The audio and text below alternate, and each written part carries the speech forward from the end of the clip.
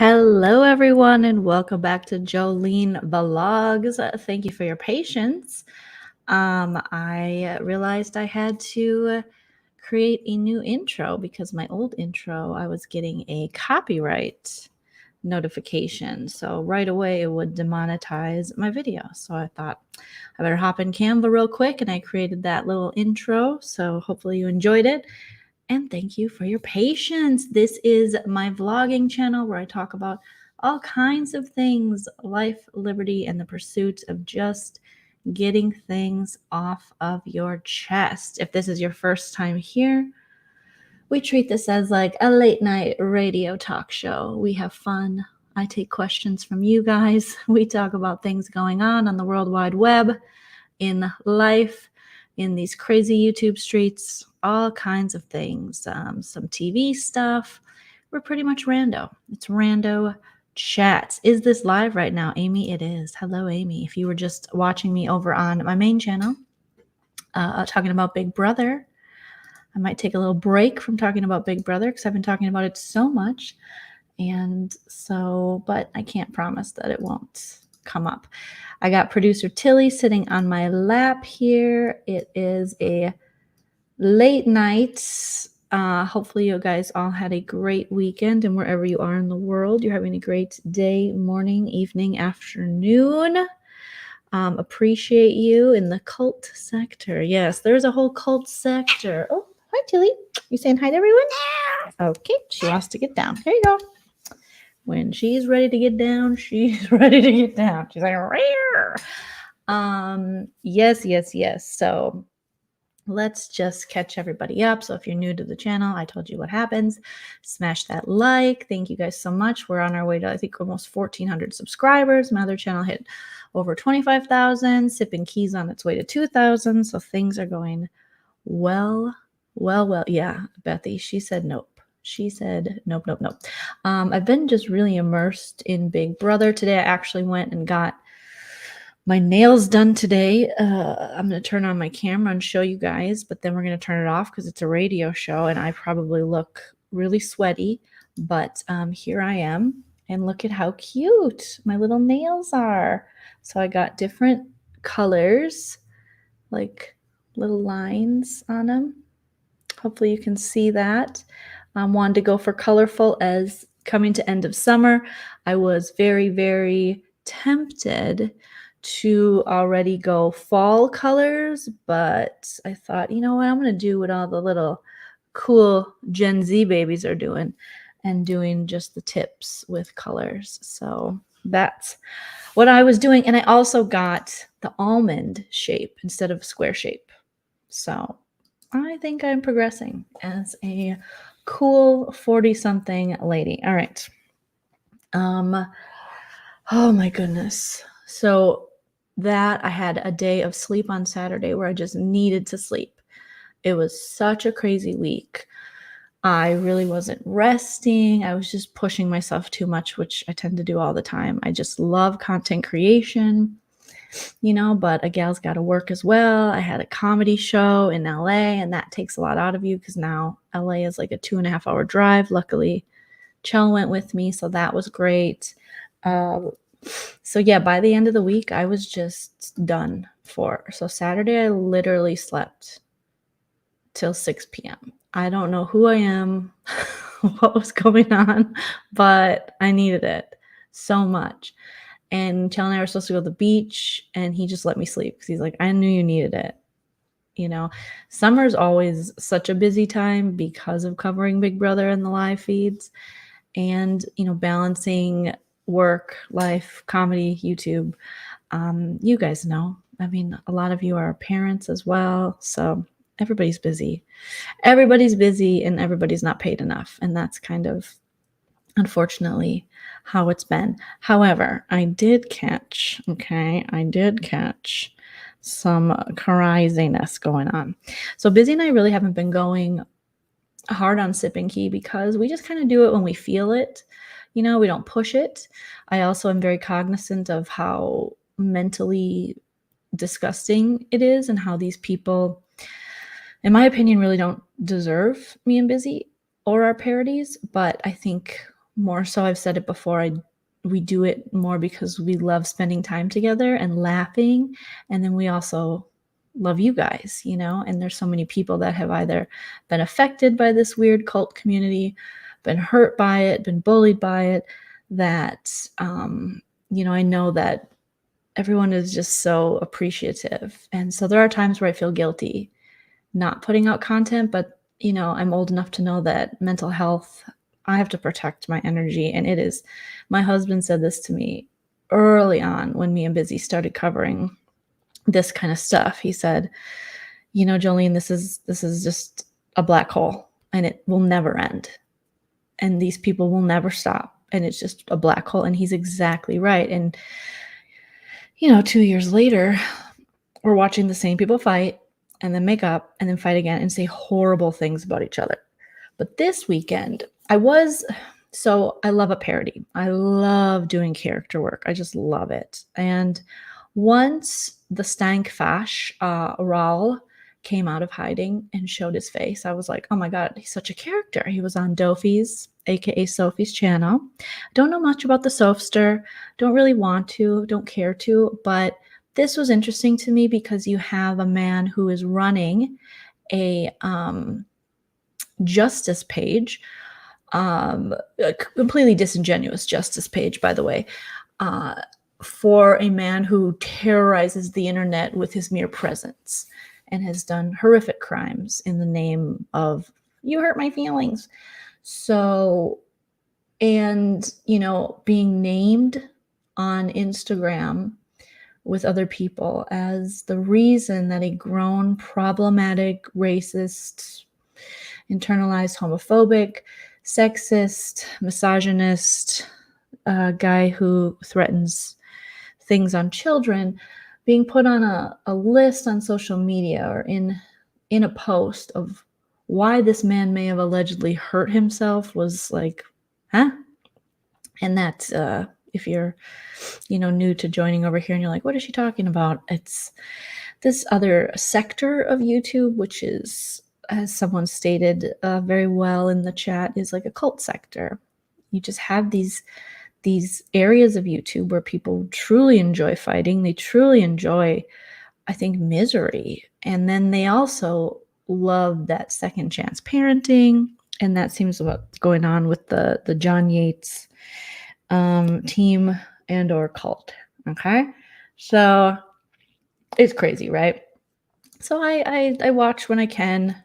And then when I feel like, it's a little yucky, I pull away because I have a life and a family, just like you guys. We know when we're not like the Hags, we're not like the Yates, we're not like the Steinkfishes. We know that this can't consume your life. This is, my existence in it was to parody it, to just take a critical eye and look at it and just observer, and then, obviously create the parodies. Thank you, Busy Blues, number 2 fan. 3 videos in a day. Awesomeness. Yes. And you get my nighttime voice, my nighttime voice. Hello, everybody. So I saw this live and it was on that Sophie lady's channel. Again, don't know much about her other than she has become the person that the Hags mention.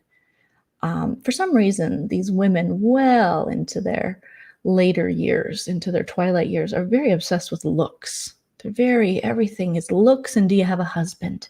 Well, you're not as pretty as Sophie. Well, you don't have a husband like me. Well, you don't. And it's so strange to me that that's how these women gauge happiness or self-worth or any of these things. And I mean, unfortunately, Sophie will meet the fate that all supporters of these cults meet, is they will hate her. She will grow past her 285 subscribers. They will turn on her. Something will happen. So we all know, tale as old as time, song as old as rhyme. So I see on Reddit that she went live with the Steinkfish, the guy who is the Justice for JY, the British man with all the accreditations, okay? And I'm like, I gotta watch this shit, okay? So I'm taking a bath, I'm watching this shit, all right? And I'm just like, this guy is sniffing his own farts and loving it. I could not believe how much this guy was up his own ass, and how Sophie, aka we'll call her Dophie, and we'll call him Raul Stankfish, how much it just was a joke. It was a parody within itself.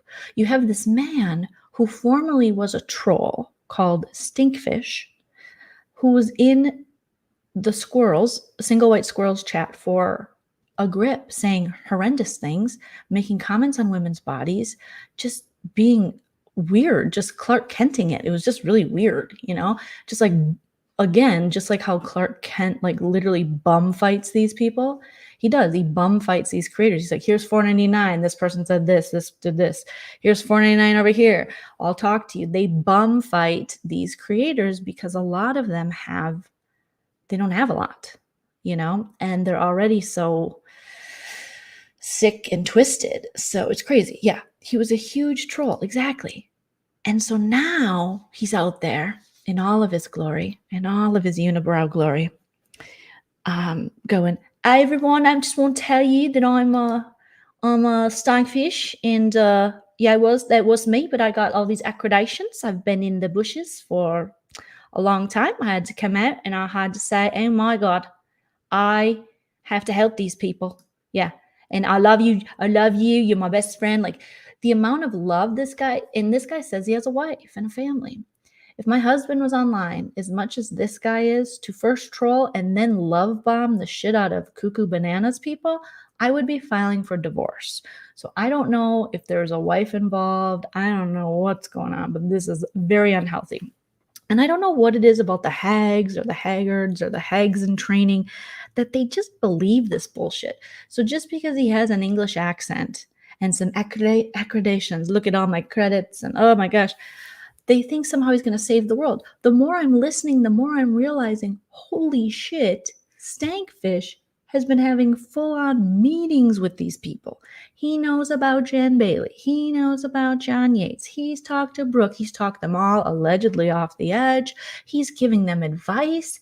And I'm thinking, a troll is counseling you? Do you not see the issue with that? You don't know this man. Then all of a sudden, he's trying to sell a bill of goods, saying, I can help you, and I remember. And now that he's been in multiple lives, he's like, remember that conversation we had, remember? So he's getting all their secrets only to use it against them. And who knows what else? I mean, I wouldn't be surprised if he's like, just give me your IP address, I'll log on and make sure they're not doing anything to you. And it's like, you are not a psychologist. You are not a psychiatrist. You are not a therapist. You are not trained in anything. If you were a trained professional, you would be so far away from this situation, it wouldn't even be funny. So it's sick. So I'm watching this and I'm like, I got to parody this shit. Because this guy's just up his own ass. All I heard is him love bombing. Oh, hello. I love you, MTV. Oh, I love you. Maria, Momo, oh, I love Anne, and I love Sophie, and I'm like, how do you love all these people? You don't even know them. It seems so unhealthy and such a red flag. I had a therapist, and I say it all the time, tell me years ago, if someone is saying they love you very soon, and you've never and also if you never really met them, that's a huge red flag. Developing those kind of relationships and that kind of love takes time, and it becomes completely disingenuous when you're just saying you love everybody. You love everyone. Okay, so that's the part I want to get to. So I do this parody. It's silly. Sophie comes in the comments, Dophie, oh, you look beautiful. Tell me you're bothered without telling me you're bothered. Like, girl, I mean, thanks. The filter I used for you. Thank you. Again, they're obsessed with commenting on looks. Brooke's obsessed with it. They always talk about people's looks. That's all they have. Looks and marriage. Are you pretty? Are you married? You know what I mean? And if they're not pretty, but they happen to be married, they'll mention someone they think is pretty that they're friends with who's prettier than you. And you're like, you're 70. You have to grow up, Scottish egg and Momo. But this is what they always do. So I parody it. It was super fun. They're like walking SNL characters between Dophie, primping and the shoulder and I don't know what he thought he was going to teach anybody, but he kept saying, we're going to do more videos, and we're going to help people. We really want to help. Help how? Help how? It seems like you want this to keep going because you, Stankfish, used this as your entertainment for a very long time. And you hid in the bushes like a coward and trolled people like Single White Squirrel. And if you are a professional, you would see that she is someone that trolling her. I mean, do you think she's got it all together? Because I don't. I definitely don't. I think she has a lot of issues. So why would you troll someone like that who has that many issues? That would mean that you're a bully. You know what I mean? It's like a Clark Kent situation where they enjoy surrounding themselves with people they feel superior to, not people on their level with all their accreditations. You know, if you're so great and you have all these things going for you, why do you not have colleagues you are with in that said area? Why are you hanging out with all of these cult members who are crying and doing God knows what for money on the internet? Okay. So he's, going off, and then we have the horrendous live on the nurse's channel. The nurse hates John Yates, and I don't know when he's going to wake up to that, but she hates him because she does things that if you were a friend, let's just say I'm the nurse. I hate to even make this analogy because God help me. Let's compare it to like me and Busy's friendship, just because the male, female, even though they are not real friends, and Busy and I are real friends. If I knew something was hurting Busy, I wouldn't do that thing. There were multiple times during the nurse's 6-hour stream. Thank you, Fedor, for the super chat. I appreciate you.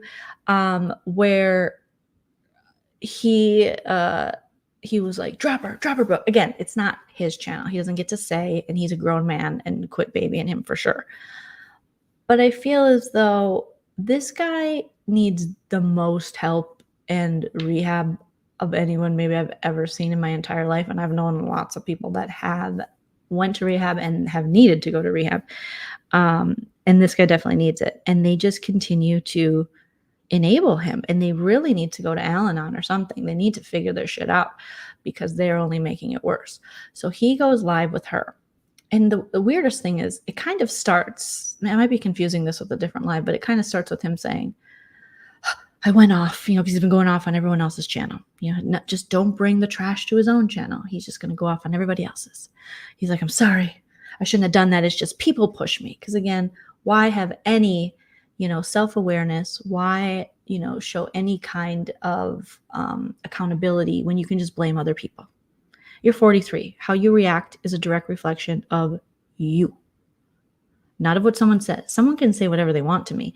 I control how I react to that. I control that. If I pop off and do something out of character from myself, I don't say it's because she said this or he said this. I say it's because I didn't handle that situation well. But that's basic logic that he does not have. Okay, so he's on the nurse's channel, and it doesn't take long before they're back at it. For some reason, they are hell-bent on exposing Sailor Moon. Sailor Moon can't collect money. Sailor Moon can't do anything. Here's the thing. Even if Sailor Moon is scamming, which I don't know much about Sailor Moon, all I know is from when I got into this, parodying it, I saw a whole gang of people against this one lady. I don't know anything about her past that. I've never talked to Sailor Moon. I've never talked to Amber. I've never talked to any of these people. Never, never, never. Just my observation. It looks like they're a little obsessed, and it's hypocritical because exactly what they're accusing her of doing is what John Yates actually does and what the rest of them actually do. So while they're like, how dare she take money and how dare she not use that money for what she says she's going to use it for? Allegedly, she's wearing slides at the club. What a bitch. John Yates is out there. How many GoFundMes has he had? How many times has he grifted for money? Now we have allegedly Chody called the police and said he was John Yates when he was in fact Chody. And how many times have they created some kind of big dramatic thing for pity money? How many times have they monetized and weaponized mental health and suicide in order to make a buck because neither of them want to get money?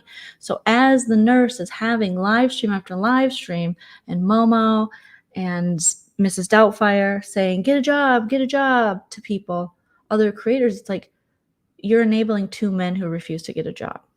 Two men who refuse to get a job. So it's insane. So they're trying to, out Sailor Moon did something.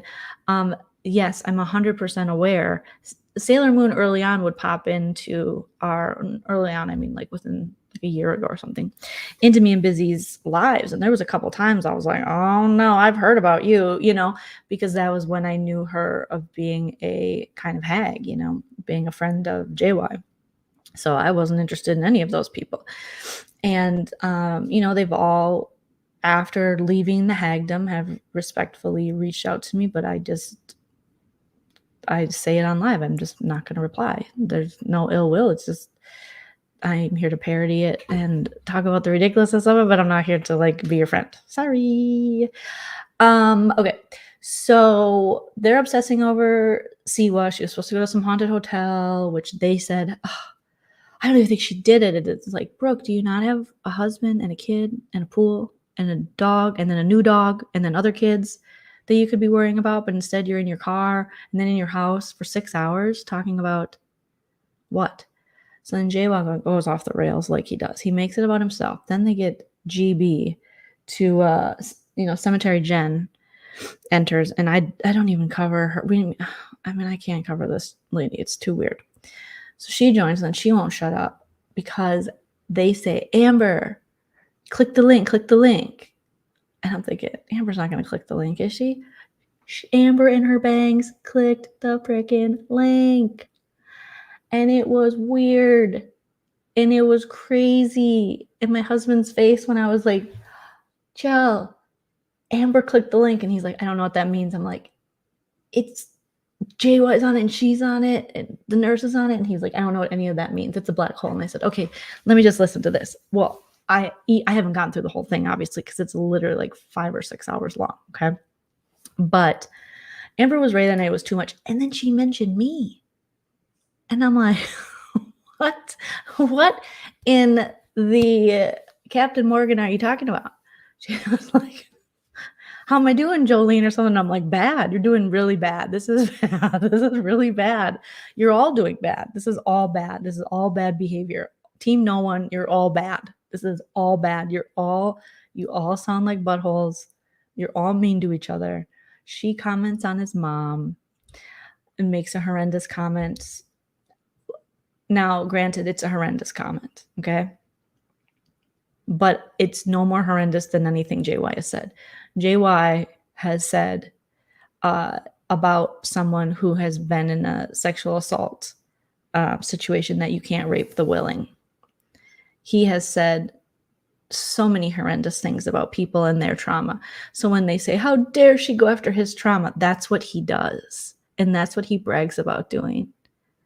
He says, I will cut you to the ankle. Then that's not what he said about me. It's like, cut you to the ankle. Like, I will find out thing about you and I will say it. He has said the most disgusting stuff about women in situations of sexual assault and rape. He has said just a myriad of horrendous things. So was that disgusting of her to say? Of course. But for them to clutch their pearls, like, how dare she, when their hero, their cult leader, their Jim Jones, has said equally disgusting things. I mean, they're all gross.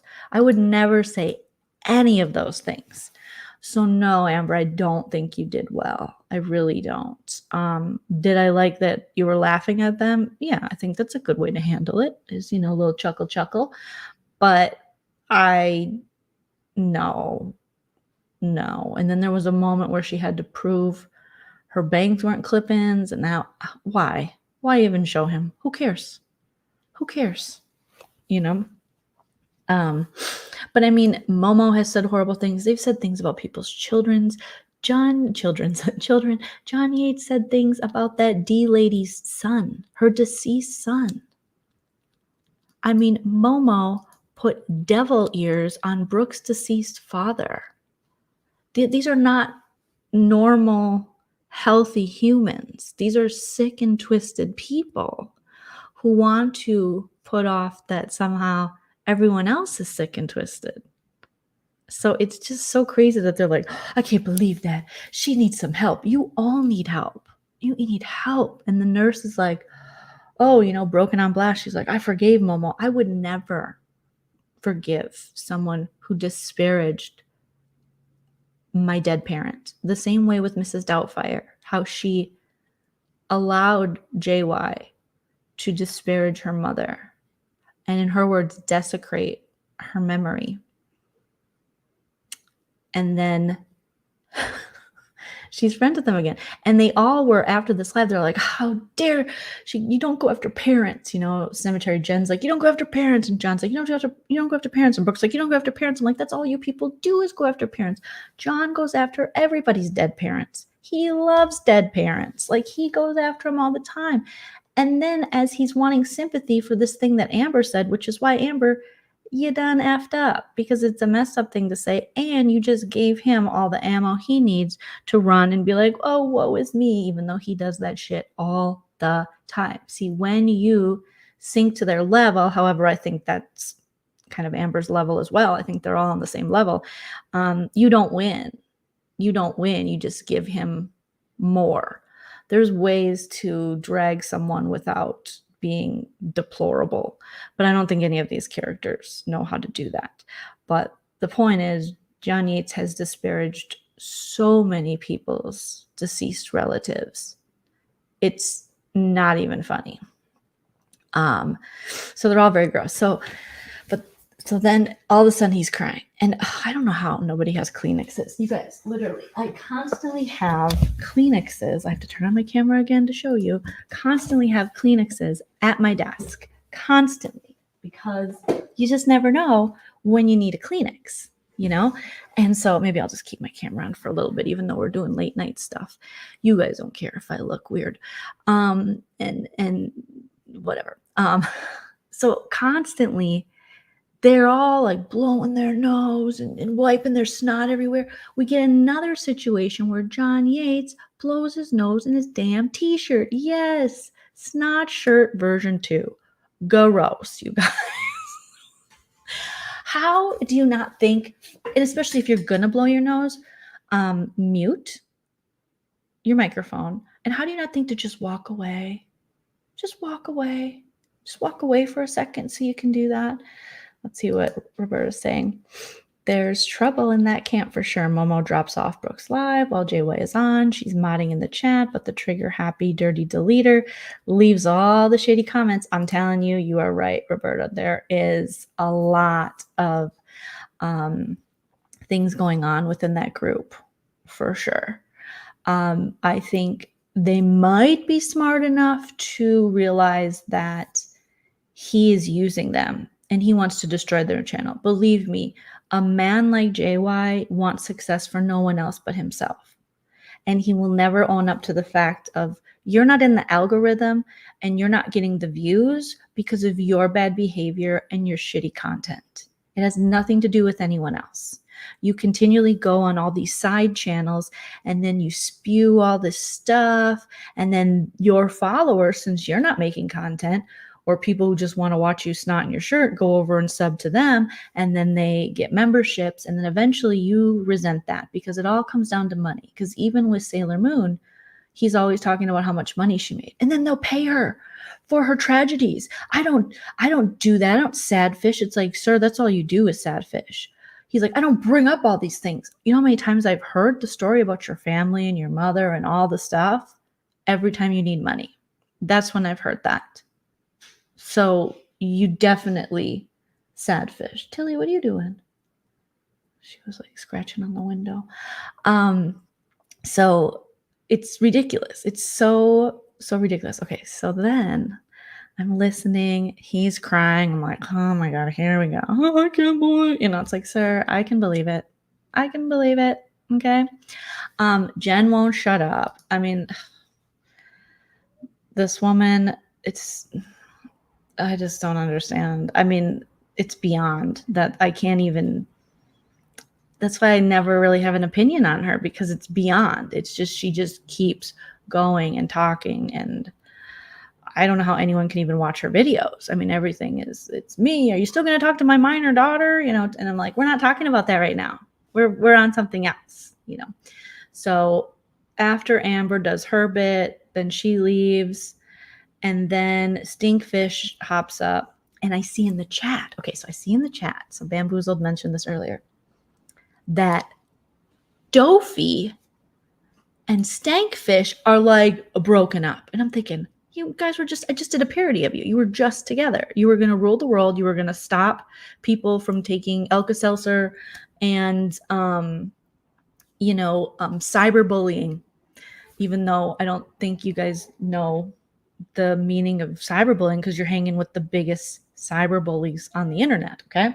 And your justice for, Juan Yikes page is the biggest, he's one of the biggest bullies. So I see her in the chat kind of just like, don't talk to me, Raul. I'm paraphrasing.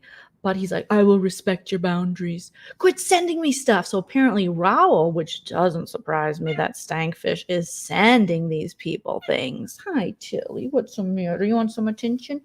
Is sending these people things because that's how he stays relevant in their group. He thought, I will go to all these nobodies who are on God knows what, who are loving to fight, who seem to have nothing in their life other than this. I will tell them about my accreditations. I will tell them about all my certifications. They will be impressed with me. I will be a hero, thus fulfill my little hero complex I have.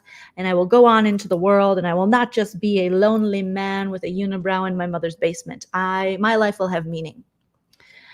And then I think I was telling my husband, that's the power of satire and comedy, is that you see things. Sometimes even the people that are the characters, I'm just going like this because my cat's here. I have a feeling that Dofi saw how stupid they looked within my own satire, whether she admits it or not. The timing is very coincidental. That they looked stupid. And what he's doing is he's like a snake oil salesman. He is basically a multi-level marketing plan with legs. And he just can't wait to get his, fish grips into all of these lower tier people. Even the way he spoke of addiction. Now, I myself am a recovering alcoholic, been sober 10 years. I believe Sophie is in recovery herself. She has recovery talk.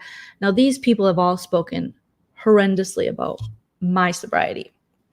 And I mean, that's just how it is. The squirrel was the worst. So it's always funny when they're like, Jolene's friends with whatever. It's like, I would never talk to the squirrel. I think she's a horrible person. I think I would never talk to Amber. I feel the same way. So no, I mean, they said horrendous things about my sobriety. And Dofi even did it. And it's like, your recovery time. I mean, they've said everything. They taught Mod 148 a new term, dry drunk, which is what they like to call me, even though they don't even know what that means. But again, that doesn't have anything to do with me, them saying that. They just need something to say. Okay. So the way he spoke of sobriety and the way he spoke, he just wanted to talk. He just wanted to hear himself talk. It was so crazy. And even the way he spoke of her sobriety, I felt like he was kind of belittling her. And, I had a friend and I had this, and it's like, well, it's not your channel. It's not all about you. And he barely knew anything about her recovery, yet he was trying to speak on it. It was really weird. Okay. So in the chat, they're like breaking up with each other. She doesn't want anything to do, it seems like, with Stinkfish. And I'm like, did my parody have something to do with it? Because like I told my husband, I was like, oh my God, my poor husband. He's like, I don't care. I was like, oh my God, I think that's the power of satire. It's the power of comedy. It's the power of parody. I think I broke them up. And that wasn't even my intention. But I mean, it always is to kind of shine a light like, hello, do you see how dumb this looks? And do you want to be like this? Or do you want to choose a brighter path of freedom from grifters and cult leaders? So then later in the stream, Stinkfish comes up because drop the link, I'm going to save the day. John Yates is like, blowing his nose in his shirt. I want my mommy. He's just freaking out, right? And Brooke's just like, huh? Like, she's barely there. She doesn't even turn her camera on. Half the time, he's asked for her to drop Amber like 9 times. He's basically begged her and she's ignored it because she's like, no, I have numbers here. And allegedly, JJ, hubby JJ say that I need to make some cash money millionaire if I'm going to stay doing this drama shit when I could be, going to the movies with my family or something. As they're like, Amber, aren't you supposed to be on vacation with your family? I'm like, aren't you supposed to be doing anything other than 6 hours with this dude up here screaming? They're so ridiculous. So he's blowing her, and then Stangfish is like, hey, John. I wish I still had that filter for him. I don't even know if it would sit on my face now, but it's such a good filter, you guys. Let me see if I can find it. But he's just like, I got this. I'm back. It's May. Stangfish. You guys, I understand. I had a friend. Yep, my friend, something. He's using something with his friend that has nothing to do with any of this, okay? Okay, remind me later. Okay, where did I find... Oh, I think I started. Let's see. Did I star it? What is it? Okay, hold on. Let me try to find this real quick. Hold on, guys. I'll keep talking, but I just want to be able to find this thing. Oops. Because it was such a good filter. Oh my God, I might have to turn my light on so I can get the filter on my face. But he joins, and then people are sharing, and it's like, I don't want to hear from Stangfish. Like, you're a former troll. What the hell do I want to hear anything from you, weirdo? And then he says, you don't know how much I've lost due to the parodies. I've lost a lot. And I'm thinking, oh, he lost his friendship with Dofi over the parody. And so he's blaming the parody for why she's now like, I don't want anything to do with you. So apparently that was very eye-opening. And I'm sure, they can never admit that anything is their, like anyone had any cause in anything in their life. So I'm sure they'll go, that's not it. He just said that. But that is what he said. He's like, I've lost important relationships to me because of this thing. I can't find this damn filter now. Because of this parody, I've paid so much. I've been dragged. It's like, sir, you haven't even begun to be dragged. He's that type that everything everyone else has went through, he's went through it 10 times harder. Oh yeah? Well, it was way harder for me. And that was harder for me too. And it's just so pathetic. And I feel like it's hopefully becoming more transparent to some of these hags, but I don't know, because Brooke and them were still like, we love you, Rawl. You tried. You're a good trier. He's like, all I ever wanted was to help. How are you helping when you were in Jules' chat being a whole creep? Oh, here we go, you guys. Here we go. Okay, I got it. I found it. Okay. Let's see. Okay. I think this is the one. Okay. Well, it looks weird because I have my thing, but come on, this is him, right? I got glasses too. Okay. He's like, all I ever wanted was to help everybody. It's all I ever wanted was to help. I have all these accreditations. So in the midst of this drama, he's like, I have all these accreditations. I'm accredited more than I should be. A great amount of accreditations. Okay. And I just wanted to help. I have been hurt so much. I have been hurt more than you'll ever know. I lost a friend over these parodies. Okay? I know what it's like because it happened to me too. Okay? It's not my fault that I am more than qualified to deal with this. I couldn't look back anymore. I looked at my wife, my invisible wife, and I said, hey, invisible wife, I must go in and help these losers. And that's what I do. Jen, remember when I talked to you out of the cemetery and I said, hey, don't bury stuff yet. Don't bury those drugs. Don't bury those dogs. They're still alive. Remember when I said that? Yeah, I remember. And I just try my hardest to help people. And I just wanted to help people by trolling in just Jules' chat and talking about women's genitalia in a disgusting way. I just wanted to help. But I have so many accreditations, okay? Oh, Addie, oh, you're such a queen. Queen Addie has joined. And then Jen Bailey's like, oh my God, I love you. Can I have your autograph? And she's like, I'm nobody. And he's like, oh, I love you. And then Addie shares this like amazingly horrific story. I feel so stupid telling this like this. I'll turn it off when I'm talking about Addie. So Addie shares that so horrific story of her brother, the loss of her brother, and her brother having taken his own life. And I was like, and when she described that and why she's friends with JY, it all started making sense to me. I had empathy for Addie as much as I think it's a waste of time to be friends with JY. It was like, oh, she's carrying this. Just from what I heard, I don't, it just seemed like she was carrying that. And there's guilt that goes along with people when they, are left after a suicide. There's what should I have seen? What should I have done? All these things. And I don't want to read too much into her situation because that's her situation. That's horrendous. And I guess he was like a Broadway actor. So I think she sees in JY, she said, a sibling. And I think she feels like maybe I couldn't protect my brother. Yeah. So I want to save him. And I'm just like, oh no, sweet lady, don't do that. Don't do that. And I don't know if she's a sweet lady. She did share that. And it was a very vulnerable moment and it made sense. It made her more human because I don't understand the nurse. What is the nurse trying to save John from? She's not. She had a restraining order on him. She wants a little bit of attention. She feels like she'll get attention in this 90-day world with him. Addie, it's like I don't know much about her, but she doesn't need him. She's fine on her own. She really just wants, I think, since she had such a tragic loss with her own brother, I think she really thinks she can save JY, but I think she's blinded by maybe wanting to save him and her previous trauma. Okay. So that part was really sad. But then old Stinkfish, she couldn't even finish a sentence. She is sharing such a traumatic part of her past. And she's being vulnerable. And I was like, oh, I'm appreciating the vulnerability. And it takes a lot. And this is scary and sad and all the things. And he's like, oh, yep.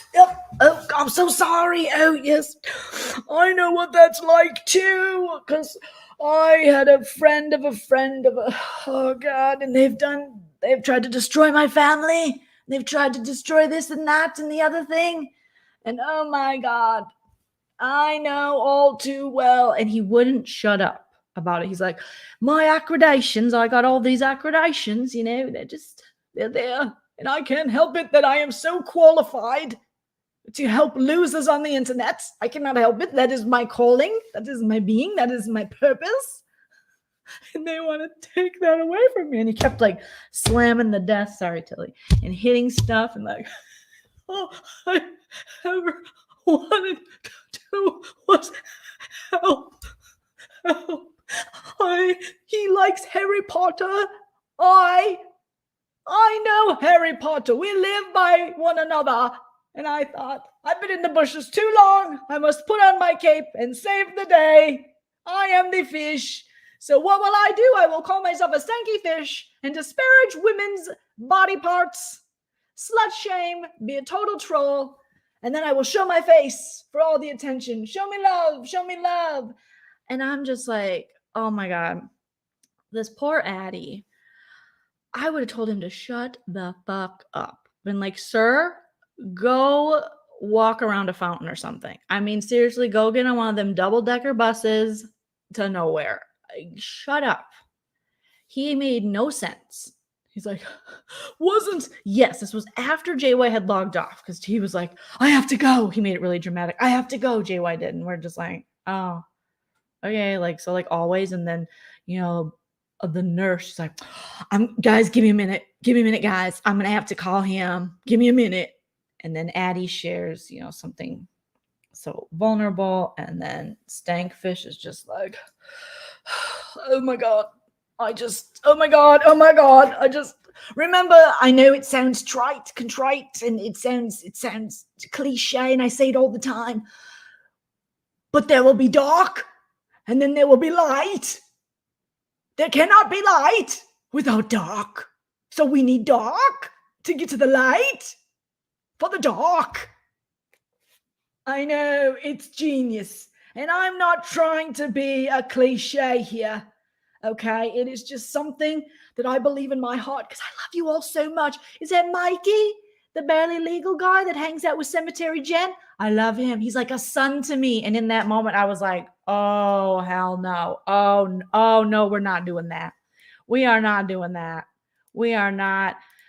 I don't even know nothing about that Mikey kid other than I've seen him pop up places and everyone should leave him alone. But when he said he's like a son to me, I was like, what? What?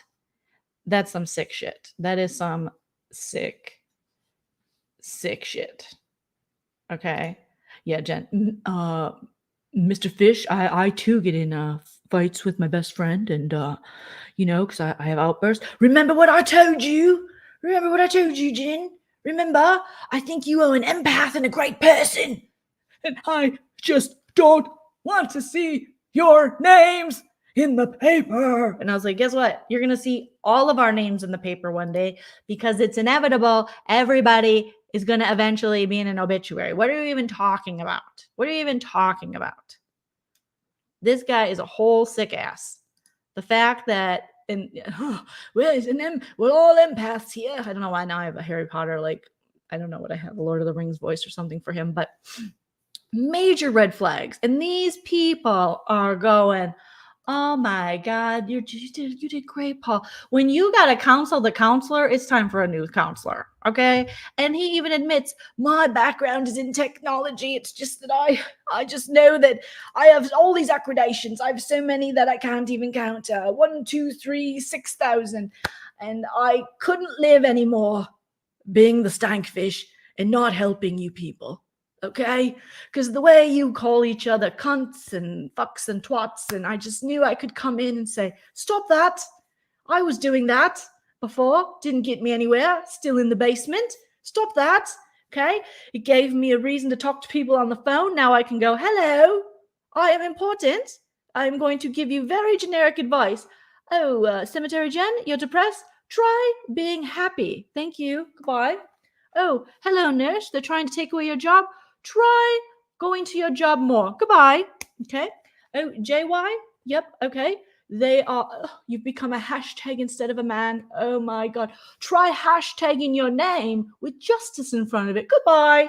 You are the weakest link. Goodbye. I could help. I have all these monitors behind me. I know what I'm talking about. Granted, I did go to school for IT, but I also know the way to your heart. I clearly have lots of friends. That's how I have so much time to be with you. All my friends are calling. Oh, hello, the phone wasn't ringing. Hello. Yes, I cannot go out tonight. I am helping people. Because this man on the internet who says the N-word, not just reading a comment, but in reference to people, and then doubles down and says, I can say it, and has said it before, and uses microaggressions and threatens to put children on adult websites and slut shames women and tells people you can't rape the willing and makes fun of people who went through sexual assault, needs my help because he's become a hashtag. A hashtag. Not even a man, but a hashtag. Oh, I don't want to live in a world like this. I don't want to live in a world. P.S. Trump 2024. And I am not ashamed of it. Okay. That night too, JY decided he had a Biden reference. I'm like, this dude isn't a full mania. He is drunk as a skunk and manic. And we're all just sitting here letting him blow snot. It is just so crazy. Hey, Grace, welcome to the shit show. But it was such a mess. This guy, he would have stayed out all night. I don't even know what time it was in the UK. It was like 8 hours ahead, 7. I have no idea, but he would have stayed on all night he wanted smoke blown up his ass. He's the type of guy that he exists purely, his help, quote unquote, is just there so that he can get praise, so he can feel better. There's something sick in him that he has to do this. And he'll say, I am being bullied. Yes, I am. And nobody understands, okay? I've dealt with far worse. You think this is dark? I've seen darker days. I've seen the darkest of days. They were so dark. But remember, when there is dark, there will be light. And when there is light, there will be dark. Everything that goes up, it must come down. Gravity is a motherfucker. Thank you. I know. I sound trite. I know. I sound like a trout. But it is true. There is dark, and it is dark. I have seen dark. I was bullied. And I was like, no shit, Sherlock. I mean, I looked at you for 2 seconds and I realized that. I mean, it's not that hard to figure out. But he's so into his own shit. He's just like, I am smart. I am great. And I lost. I respect your boundaries, Dofi. But I hope you reconsider. I have never had an attractive female friend before. I have never had an attractive female in my basement before. And I was hoping that female could be you. My wife says it's okay because she doesn't exist. Hello. You know, can you just imagine? He's like, I love all these people. I don't get a lot of sleep. Again, the martyr. Oh, the martyrdom. Oh my God. It's the new Jesus. Jesus has come back. Jesus walks, not just in the Kanye song, but in friggin' Stankfish. He was like, I barely sleep. I carry the burdens of me, of the IT department. I tell people, you have a problem with your computer? Have you tried Control-Alt-Delete? And they say, I have. And some of them did it wrong. And then they deleted it all. And I have to live with that. So when I lay my head on my stank pillow, I have to think, did I help technology today? Or did they delete even their external hard drive? Are they out of memory? What will they do? They only have a terabyte. I only have a terabyte to give. What can I give? Besides, I can only tell these people how to reset their password so many times. He was literally just like, I just don't sleep much. And God bless Sarah. I love you so much, Sarah. I love you. You've been one of my best friends. I love you. I love you, gal. Mwah, mwah. I love you, sweet tits. I love you. Okay? And she checks on me. Not my wife, the alleged wife. Not my alleged friends over in the UK. Cheerio. Hello. Tea time and Lisa Vanderpump. But Sarah, random ass Sarah, checks on me. And I say, thank you, Sarah. But all I've ever wanted was to help the people. I'm a good person. I may not have my background in psychiatry, okay? But I do have my certifications in psychiatry, okay? IT psychiatry. So I have more accreditations than I know what to do with, and that is probably my fault, being so smart and being so certified and certifiable. But you idiots will believe it because you believe John Yates is on nothing but marijuana. So I know I can get through to you. And everybody picks on me. So he turns into friggin' Mr. I've been bullied. Because now he needs friggin' you have to go to please. Oh, I'm not gonna private this, don't worry. So he needs friggin' now he wants to be the victim. So you just have a bunch of people who want to be the victim. They want to be victimized, yet they're the ones that are victimizing people. Sir, you were a troll. You should be crying. You're a 40-some-year-old troll. Dude said he was like 47. I was like, no, sir. No, sir. We got to quit lying. Maybe he even said he was younger. You should cry. You should cry. You know what? There are things in life you should feel bad for and you should cry about. So next time you see someone who does shitty shit in life and they start crying, don't say, oh, don't cry. You're okay. No, say you should cry. You should cry a little bit. Yeah. You should. You should repent and you should cry. You should cry. Because if I was a part of a community and I had a fake ass name and I trolled people who are clearly not all mentally there, okay, and are, broadcasting 9 hours a day talking about weird shit, and you're just in there disparaging people and trolling, and then you come out wanting to be a savior, you cry. That's embarrassing. I'm embarrassed for you. I'm very embarrassed for this guy. He should be embarrassed. It's but I know my 2 hairs ain't. I can't help it. This is as good as the filter gets. Okay. It is. I fear how much information these people have given to this man. I really, really do. And I wonder, and I mean, they would be the easiest people to scam. And this guy is a scam. I mean, this is a scam. What is he going to do? All of a sudden, this website pops up and this YouTube channel with hardly any content pops up. And now he's self-promoting himself as a cyberbully expert, all while cyberbullying.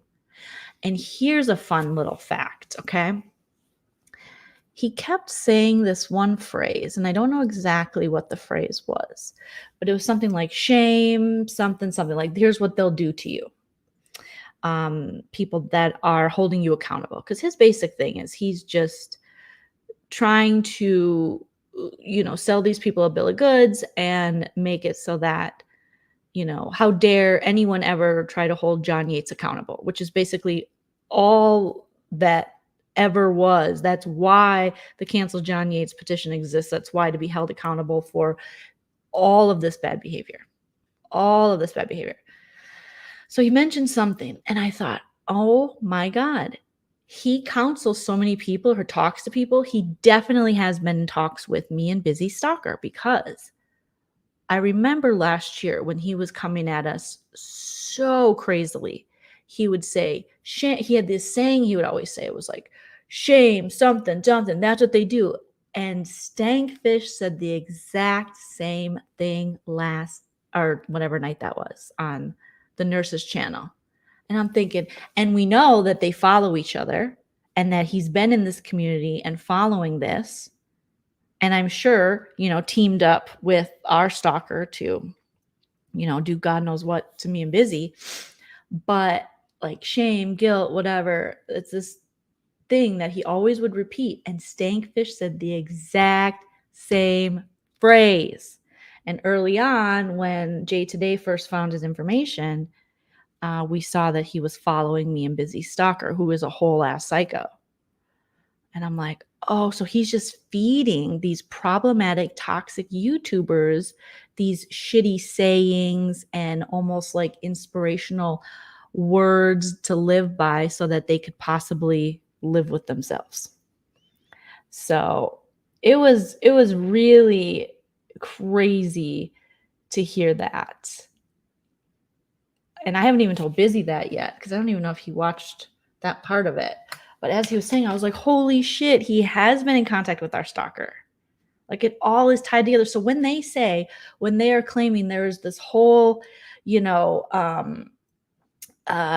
group, this organized group behind the cyberbullying organized group to get John Yates out, he's saying that because that's what he's doing. That's what he's doing. Do you think I'm going to waste my time? We do parodies and shit. Do you think I'm going to waste my time organizing some big conspiracy to frame old JY? No. No way. So that was really, really, really interesting. And then JY somehow broke down before this and was like, they call me MH. They call me meth head. I'm just like, yeah. Reddit calls me MH. Yeah, I mean, there's not an ounce of me that can feel sorry for a man that said such horrible things about so many people and put so many false labels on so many people and have attacked children and families and women and minorities and gay people. I mean, I have a tear to shed, and that is not because I'm unempathetic. That's just because I'm logical. And I don't fall into the trap of your tears, of when people weaponize their tears. It's a whole ass Karen move, to weaponize his tears so that he doesn't get held accountable. So it was crazy. And then I saw that my girl Jay Today, people in Momo. So I haven't been watching Momo and the Mrs. Doubtfire because they're just insufferable. And they were just boring the shit out of me. Okay. So the videos I have watched are the Dofi and the Stankfish. And I think I'm through quite a bit of Brooks with JY and the Stank and all the people. And then today I watched Mrs. Doubtfire and Momo for the first time in a while.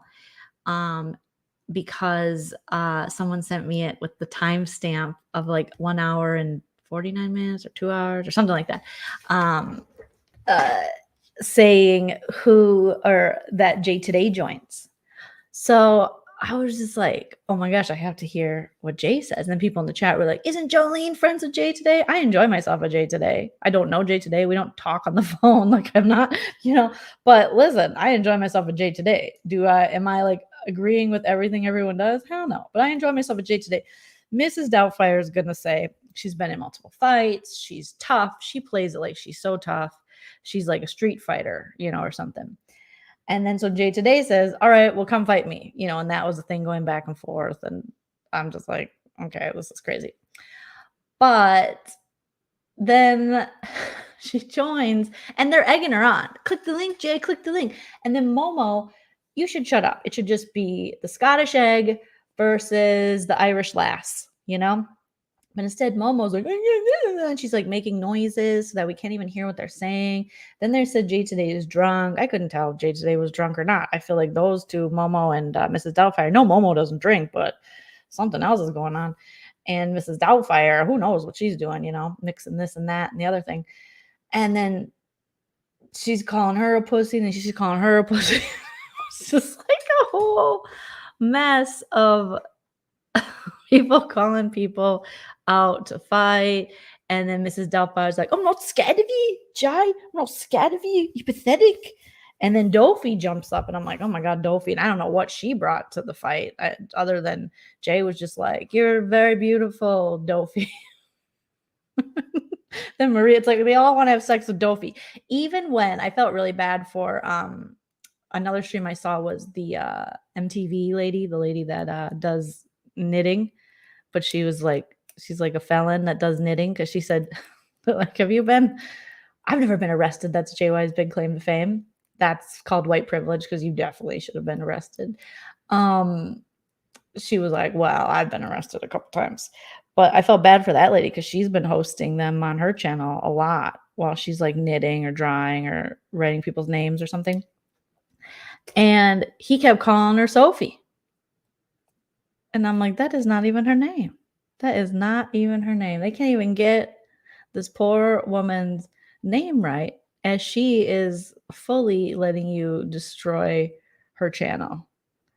So that was crazy. Jay Today on Momo and Mrs. Doubtfire's channel was crazy. They kept muting her too. And I'm like, what a shitty thing to do. And then they'd say, well, don't swear, as they were literally like using the F-bomb. It's like they get on these like moral high horses, they get their little soapbox. They're just so ridiculous. And it's like, you're not the moral authority of anything. You two have the pottiest of potty mouths. You say disgusting things. You do disgusting things. You're not good people. So, yeah, I think that's all. Like, I know that me and Busy are going to do a sip and key. We might do a sip and key tomorrow night. Yeah, exactly. After all, don't fucking swear. Yeah, I would say the MTV stream, or MTT, or whatever her name is. It was him again breaking down, yelling. I mean, in the live on Brooke's channel, you can hear when Cody jumps on. So Cody jumps on at one time. Me and Busy have so much to talk about, so much to parody. But Chody jumps on because Amber says something like, get your little bitch in line. And then Chody jumps on. I was like, excuse me. I can't read this, but I can say it. And then he starts just going off and wagging his head and his tail and his finger. And I'm just like, okay, Chodester, like, nobody's afraid of you. And the gull of him talking about a lady's hair when he has barely any hair left on his head. And he's talking about her bangs. I'm like, maybe you should get some bangs. They're calling her a 5 head. Well, they're all 6 heads, so I don't understand what's going on there. Again, this is always on the looks, and nobody has any room to talk when it comes to looks. None of us are supermodels, or we wouldn't be just on YouTube, or you'd have your camera on more. You know, there was more foam in the mouth. Ruby, oh, I agree. Chody makes me cringe. He thinks he's like a badass, and it's always attacking women. Always. He always bucks up to women. Always bucks up to women, you know? And it was so cringe to watch him. And then there's a moment where Jay was on the side and he said about Amber, he said, let's kill her. And I don't remember the timestamp, but I definitely got a screen recording of it. And they said lots of things like that. There were lots of threats, but he directly said, let's kill her. And I was like, wow. And the hag said nothing. Nobody said anything about it. You know, so it's just so, it's very, very sick. Yeah. Yeah. I'm trying to think if I probably have it saved here. Because I was like, wow, did that really happen? And sure enough, I have quite a few little things. Let's see, I got to find when Chody comes up and then we can hear it. I'm just looking through my vids here. Bear with me. It's really strange when people are like, leave this man alone. Leave this man alone. What are you talking about? This is he always says, these people put this out so I can, you know, provide commentary. Well, that's the same with you, sir. You put this shit out so people can provide commentary. It's the same thing. Only you're doing super problematic shit. And here's where the guy comes in.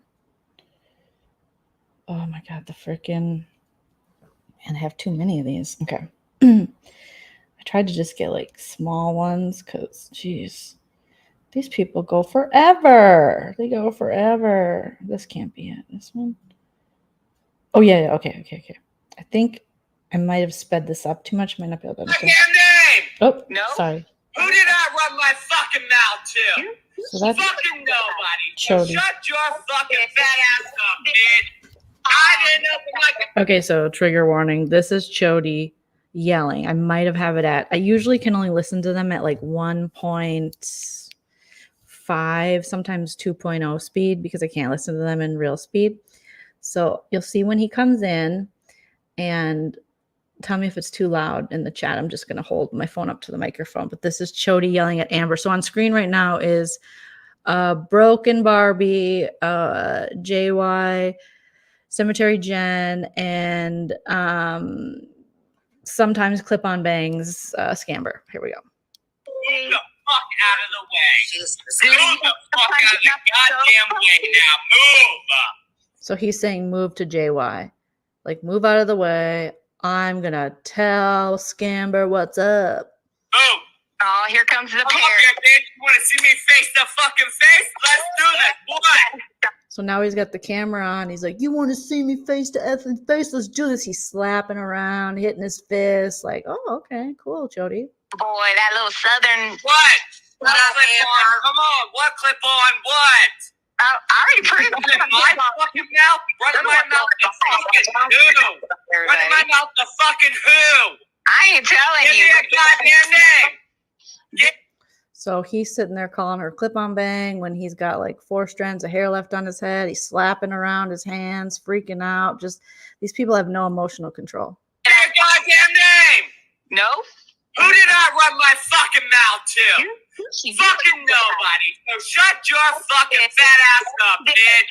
I didn't open my Fat shaming always. They love a fat shame. goddamn mouth to fucking nobody because I keep telling all y'all bitches to keep your fucking mouth shut. I keep telling all y'all bitches to keep your fucking mouth shut. Well, you should probably just start with your husband. Who did I open my fucking mouth to? You're the one that said John was taken fucking away. liar. Fucking liar. Liar. And how you know when someone is in fact lying is when they scream over the person when they say, with that Chody saying, tell me how. And then Scamber starts to be like, oh, well, here's how. And then he yells over it, which then makes you look guilty and look like you're lying. You Fucking liar. You literally let somebody know the day he got out, you wanted him to stay in the hospital. No, bitch. You let someone look up. New year, new Then an ad started, so we have to wait for the ad to be done. Sorry, guys. Okay. Oh, wait, no. Wayfair, you get just what I need. Can you believe this shit is monetized? Oh, my God. That's crazy. Wanted him to stay in the hospital. No, bitch. You let someone look up my medical records, and you're I know. fucking bitch. Don't bring me into this. And listen, you're lying. Shit about you. I didn't fucking say nothing. Your fucking ass. Your family. No fucking nothing. Don't bring me into this, bitch. Not Don't worried. bring me into it, ho. Because you and I, we will. He's like, don't bring me into this. Ho. He turns his head to the side and he's like he's going to do something. What are you going to do? Like, push your unemployment on her? What are you going to do, sir? Let's kill her. Over here. Did you hear that? He said, let's kill her. He said, let's just rewind it a little bit. Listen really closely. Don't worry, it'll be in a video soon. But Cody looks over at John, and John said, let's kill her. Fucking ass, your family, no fucking nothing. Don't bring me into this, bitch. Not worried. Don't bring me into it, ho. Because you and I, we will. Let's kill her. Over here, just. He said, let's kill her. And there were multiple references to, he did this with Siwa as well. And all the hags were like, he wasn't threatening. He wasn't threatening. And he most certainly was threatening about showing up. Yep, showing up. And I'll slow it down and I'll put it into my little editing thing. The thing with them is they don't know how to edit shit. They don't know how to make anything. They don't know how to do anything. So they can't even, make videos of their own. So yeah, but there was multiple instances where he was talking about that. So I don't know if Scamber heard that, but definitely when he said, let's kill her. And I'm just like, that is very sick, sir. And they say nothing because you know what they'll say? They'll say he was pushed to it.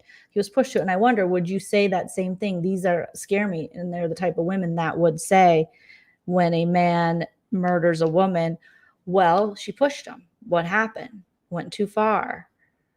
She went too far. She pushed him. There's only so much a man can take. And that really, I think that is horrendous, to threaten to kill someone.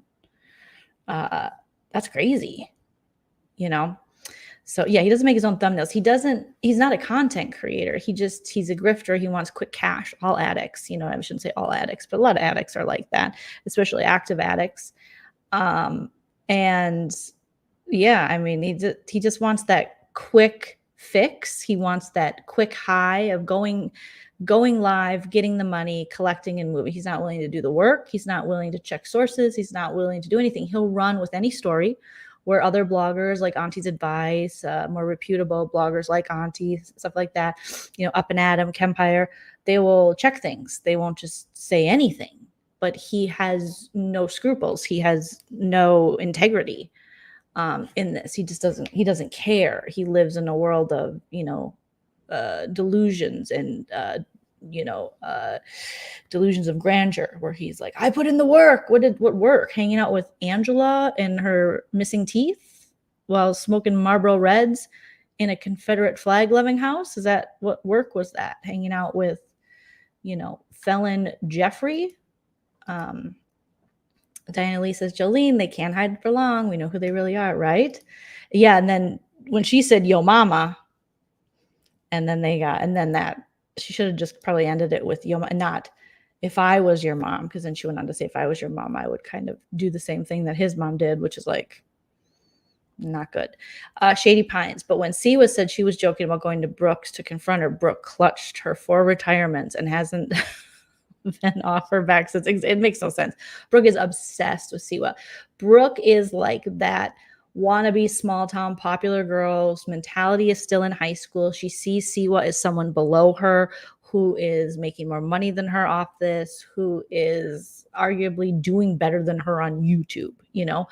And she's like, how dare this person I deem to be beneath me be having a voice, be making more money than me, be getting one up on me or saying things to me. She deems Siwa as trash, and she is the, you know, she thinks of herself as like the pretty popular girl, and it's that's not how the world works. That's how the world works in a, you know, 1997 teen movie, but that's not how the world works. But she really, the problem with Brooke is her ego is so big and she's so insecure that she truly believes she is personally attacked at Siwa's mere existence now. And she thought there's no way she would stand up to someone like me. She thinks she's a better person than her. She thinks she's got more money than her. She has more success than her. She thinks all these things. She's more educated. She's dumb. You regularly hear Maria and them talk about teen moms and kind of disparaging, and then they'll go, I didn't say that. I didn't talk about that. But you hear it with Momo. Momo will talk about, you should get an education. They were ripping on Jay Today for Jay Today's occupation. Jay Today has a very important and very difficult occupation. And they were like, oh, you just shovel shit and you just do this. It's like, well, I mean, I think that's better than alleged bank, whatever happened with Momo. So, yeah, it's interesting that they would make fun of someone with an actual job career. And it seems that Jay is doing something that she likes, and that is not easy. And that is important, but they don't deem it important. So it's very interesting how that works. But what I see, yeah, but I really do think Brooke thinks she's trash. I mean, she just does. She can't get around the fact that Siwa, people like her, and that she has her own fans and Brooke has her own little fans. I mean, that's just how the world works. Things are subjective. But Brooke's head is so big. She is so cripplingly insecure, but she also has this like false sense of greatness as well. So she tries to talk about her like misfortunes on her face before you will. She'll talk about her nose. She'll be the first one to talk about her nose before anyone else can talk about her nose. But then she talks about other people's noses. And it's just weird. Let's see. Yeah, Jay Today works hard. She works hard, and they don't know anything about that. Yeah, the nurse's obsession with someone she deems irrelevant. Right? Right. It's crazy. Wait, so GB supposedly has a broken foot and not wearing the boot and BS, but Ben, I don't know. Yeah, that's another thing. They're just, it's weird. Seems like she's threatened and jealous of Siwa, like a catty, jealous high school. I mean, for real. You know, because she's like, oh, well, she remembers the thing about the nurse. She remembers the littlest comments about herself and her looks. She's like, well, you can get Botox and you can do this and you can do fillers and I can do this. And maybe I'll post a picture of me when I was 37. It's like, why are you like this? Why are you like this? Why? Who are you proving this to? Because the only person you're trying to prove this to is yourself at this point, because nobody cares. You're the only one that cares if she says your lips are wrinkly, or you only have one pair of red bottoms or something. It's like so stupid. Exactly. Wear your own crown and be proud. You know, she has even admitted that she spirals over the littlest things, but she wants to be harping on someone over every little thing they say and they do. It's me, Boomer. Thanks for the super chat. I can't comment, just subject. Oh, thanks. I just put it on subscribers. I think you have to have 20 minutes, but I appreciate that. Thank you. It's me, Boomer. You'll be able to comment very soon. It is weird that everyone's wrists are messed up. That is weird. That is interesting. Again, Team No One. I don't know what to believe in this community. Yeah, it's a little strange. Think about, she's 42. I know. It's like her and I are the same age, and I just couldn't imagine behaving that way. Especially, it seems like she has so much more to lose, but maybe there's more to it that we don't know. That, obviously it seems like all isn't as well as she'd like us to believe in her little life. But she definitely is prioritizing Sailor Moon over even her family, So, I mean, that's sad. That is really sad. I couldn't imagine, even if my little niece and nephew were here, they stayed with me for a month and I could barely, if it's your job, yeah, you got to go online and stuff. And you should be able to, as parents, you got to be able to do stuff and everything. But if it's just to disparage and bully another woman on the internet, you think you could find a better way to spend your time. And if you are so well versed in, medicine, and you are, a nurse, and I've heard her dispense medical advice, maybe you just want to focus on that. And I keep hearing this new content's coming. I heard it from Mrs. Doubtfire and Momo. I heard it from, the Broken on Blast Brooke, but I haven't seen it. And it'll be like a one-off, and then there's always something that brings them back, always something that brings them back. Brooke thinks showing Siwa's response to her ex vindicates the fact that Brooke was contacting her ex that abused her multiple. That's okay. So here's another thing. In that situation, what I know of it. So when Scamber was on Broken on Blast's channel, Nurse Ratchet's channel, and the cottage boy, the brown fingered cottage boy, is up there, and they were accusing Amber of, you were giving money to Sailor Moon's, rapists.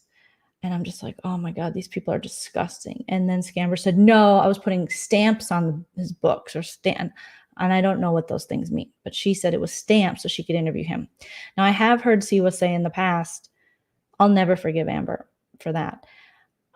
I don't know what kind of person can wake up in the morning and look in the mirror knowing that they were about to interview the rapist of someone they didn't like. And the shitty thing is, Broken on Blast was then, holding Scamber accountable for it, but Broken on Blast wanted to do that too. And she has, like you said, reached out to the ex-husband, who Siwa said is abusive. So we're supposed to believe everything with JY, every little thing he does is magic, every claim, there are things he's taken to the grave. And I'm like, go ahead. Nobody knows. Nobody wants to know. What do we want to know that for? Get a therapist. Like, you're not supposed to be spurting that shit out on the internet in a manic frenzy. You need help. So she can do all these things, and he can be believed, but other people can't. And it's crazy. That's just, to me, that's insane. And, I'm not the type of person who's going to question or think it's my right or my duty to call someone's attacker and interview them, because I don't like them. And that's what these women were willing to do. They hated Siwa Moon so much that they were willing to reach out to a man she said abused her, and another man she said who raped her. And then they keep bringing up the fact that someone might have visited someone. First of all, as women, you're disgusting. You're a disgusting human beings. It's like a guy in the Big Brother house right now was making comments about women who go through DV, and if they go back, they deserve everything they get, which is disgusting. If you've never been in that situation, or if you have, but you're still this ignorant and mean, and it's just cruel to ever question that. And if you don't understand that it's not so black and white, that if you're in a DV situation or if you are being sexually assaulted, there are so many women that have until you're in that specific situation, you don't know how you'll react, and you don't know what kind of that trauma will do to you, and you don't know. Not everyone just runs away.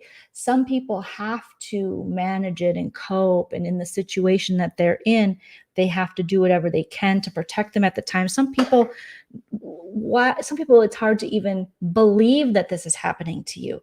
So you might talk yourself out of it. The mind might try to protect you, and you might think it's something else or hope it's something else. I know I've been in traumatic experiences myself where I didn't want to believe that what was true because it almost hurt more. So I just kept in the situation that was hurting me, because coming to terms with it and changing my whole life and all those things were a lot scarier than just putting up with what I knew, I guess.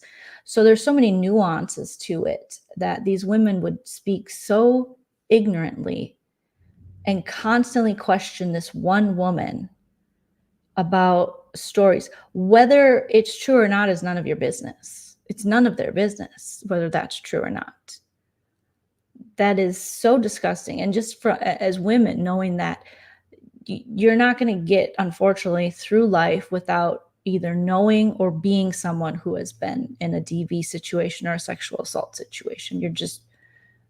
That's unfortunately not how it is. And if you're thinking, well, I don't know anyone, you probably do. They probably just haven't told you.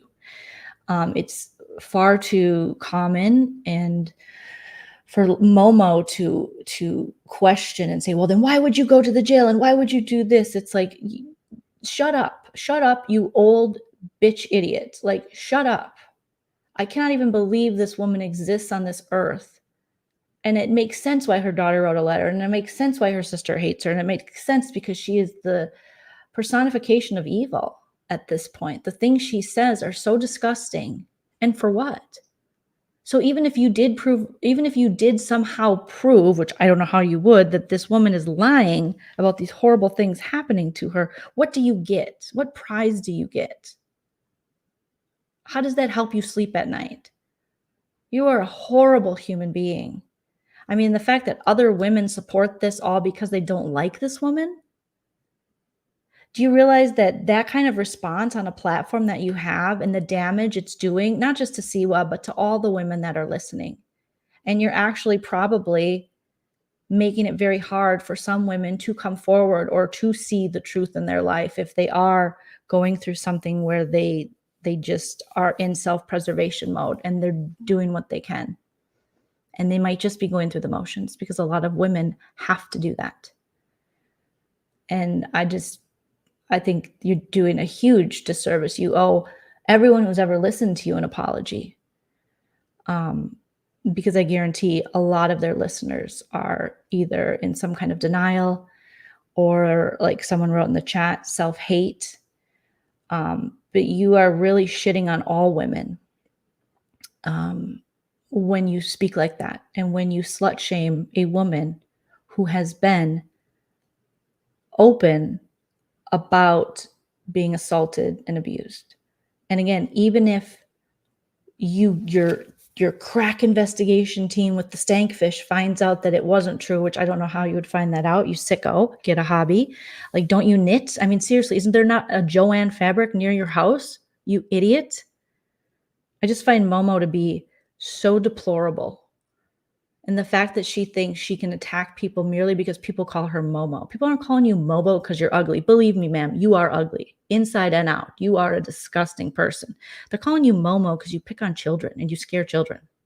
And you put pictures of people's children out there. And you put pictures of people's dead father, like Brooke, with the devil horns. That's what you do. You know, it's crazy. Who mentioned that letter saying now that she's going to expose all her, she's an idiot. She is an idiot. She is an idiot. She's an idiot and she's a bully. And it is very, very sad. Very sad that that's how you're choosing to live your life. And I feel for you. They always bring up people's kids. They always bring up people's kids. Always. That's all they know how to do. But anyone mentions something that is tangible, something that can be found, something that you can touch and see, which is that letter, then the threats come. Very disgusting people. I honestly don't know how. Yeah, it's this. I think it's just how propaganda works. So basically, Ruby, if she says it enough times, people will start believing it. And unfortunately, that is how propaganda works. You know, many politicians are very successful with that. You say things enough times and people start believing. Like, I guess she has never done that. I mean, she keeps saying it. And if you're only getting that one perspective, and I think that's what she's trying to do. We see you do it, and then you go, I've never done that. Where are these people? They're crazy. They're horrible. She's always saying these things like, oh, these people are crazy. These people are sick. How sick? It's like, ma'am, that's you. You're the sickest one. You're the sickest one. I used to think Mrs. Doubtfire was worse. I mean, I still think Mrs. Doubtfire is horrible, but nothing beats the evil that is Momo. Nothing. Yeah, I'm sure the nurse, Roberta says, has come across a few DV victims at work, and this is her attitude. Yep.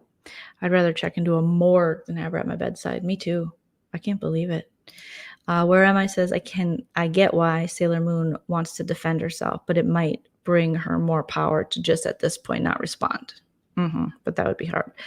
I would say don't respond. I mean, if I had any advice for her, it would be, but I think they're all kind of just in this black hole. It's not going to stop, you know. Yep, emotional abuser, emotional manipulator. Yeah, JY is obviously. But yeah, him and Momo, they're the real twins, you know, because I don't see GB as, I don't know too much about GB other than I feel like she's sick, you know. And I'm not saying in like a Johnny Yates sicko way, but I feel like she's just not. There's just a lot going on there, and I don't have time to watch that stuff. But I don't think she's like cruel. But I think JY and Momo are very cruel people, and proud of it, and then want to play the victim. You know, it's crazy. Yeah. Right? I can't believe it either, Diana Lee. You know, if I ever watch anything of theirs, the Brown Finger Crew, I wonder if they are actually in the right, and I'm brainless due to the way they go on. Then I snap out of it in a trance. That's how propaganda works, Lee. You keep saying it's very Trumpian. I mean, you say it. I mean, a lot of politicians have used it. You say it, and eventually becomes the truth. That's the whole fake news thing. I mean, that really hurt any kind of factual information coming out, because now any geek off the street, any idiot could just be like, fake news. And it's like a literal fact, a scientific fact, fake news. And then people go, well, fake news. So yeah, it is. And I just think they're doing such a disservice, and they're so disingenuous, and they're such snake oil salesmen, and they're such fakes that they want to pretend that they actually give a shit about people.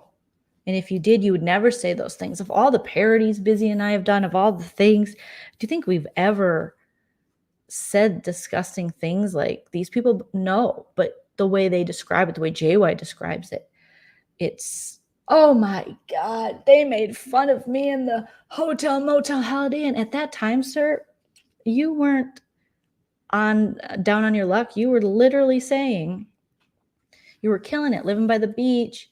It was so expensive. You're in a hotel. It made more sense.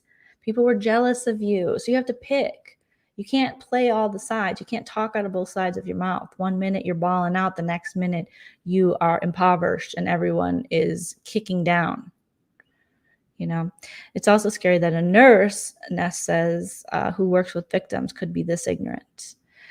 I have situations that were never reported. One situation, things came back to my memory in my right? And those are whole things as well, where your mind will do things to protect you. Your mind, I mean, it's very powerful. And if it has to go into protection mode and it has to shut down certain memories, there are things that's very common, I think, for people to later in life be like, oh my God. Shady Pine says, I've told her not to respond, but I think she wants to inform newcomers of their lives, which is exhausting. It's a never ending. I wouldn't. Yeah. I mean, at this point, who would believe these idiots? And at this point, you're pulling bigger numbers than them. So at this point, Sailor Moon responding to them is only giving them views. That's what it's doing. She feels that gives her a right to post pictures without permission, and constantly harassing subs who have no platform is disgusting. She attacked 3 women of color, but gets upset when mentioned. Yeah, Breezy Girl, I heard her mention you again. She mentions you a lot. If I was you, Breezy Girl, if she continues to threaten you, I mean, she loves a restraining order, but you have a case for a restraining order with that one. The way she talks and how she is, and also it's breaking of TOS. I mean, you have no platform. You're never on any panels. They tried that with Mod 148, but the problem is she's on platforms and she goes up and speaks and stuff. So regularly, and she's part of the team. So no, she doesn't have the same kind of, anonymity that I think, or protection, I should say, that a lot of subs do. But that's what they do. They threaten. When he had his, freak out live before he went to the hospital, didn't go to the hospital, walked 8 miles, met up with Eminem, wrote a song, ate some spaghetti, then came back. He was threatening subs and saying, we have your information. We know where you live. I mean, that's why this whole justice for Juan Yikes, it's like, bro, stinky fash. This is bullshit. You can't have this much credits or whatever, and that you say you have and not realize that this is bullshit, which is why you're just scamming them at this point. So, oh yeah, Momo she's just the worst. The newcomers, and they want ones who are not on their side, trying to scare them off. They talk about people with such passion. People believe it. Yeah, they do. Well, any good cult leader speaks like that. Siwa tells the same thing every time and keeps saying she changes her story. They have gone below. Yeah, they'll do anything at this point to disparage her. She is sick, but also dangerous in her own ways. So when people don't mention JY, they come back wanting people to mention him. Exactly. They were poking the bear so bad, Rabbit. They wanted all of us, he's like, every day, 3 streams a day, every day a week. I'm thinking, oh, well, I know for a fact Rabbit has never done that many streams on you. And I know for a fact me and Busy barely can pump out, 2 lives a month. And then, a couple parody videos here and there, but no. And your channel has, they just, it's all propaganda. It's all bullshit. They want to, everyone built their channel off me. And it's like, no, that is not true. And that's why I loved when, I think it was Bamboozled, I think you're here in the chat, you kind of did a comparison, and he'll say, oh, Joleen, she doesn't have anything. She doesn't have anything. Except for like her comedy and her Big Brother videos and her, like, what my channel was based on, comedy, commentary, and Big Brother. Okay. So I have the things which that's like, you should have good numbers doing 90 Day. You don't. I have good numbers doing my main thing. Every channel has, or most channels, I should say, have something that either they're known for or that gets them the most numbers. For me, it's always been Big Brother. That is the first show I started providing comedic commentary on, and that's what grew my channel. And then, other things through the years and talking and adding my mom in and doing stuff with Busy. Yeah. But the core of my audience and when I, make the most money, get the most views has always been Big Brother. And for him, it's like, oh, it's that stupid show. It's like, you cover 90 Day Fiance and you can't break like 2,000 and you're allegedly talking to the cast. I don't even talk to cast members. People are just watching to see me perform and me talk about this show. So the fact that this man is so deluded, he can't give anyone anything because somehow that takes from him. It's like, the fact is no one would watch you be you. No one will watch John Yates to be John Yates. People will watch Joleen Lunzer to be Joleen Lunzer. People will watch Busy Blue to be Busy Blue. But they won't watch John Yates to be John Yates. They'll watch him scream and cry and have a breakdown. They'll watch, maybe tune into a sister, brother, wife thing because they saw on Reddit someone was interviewing someone they wanted to hear, but it's nothing to do with you.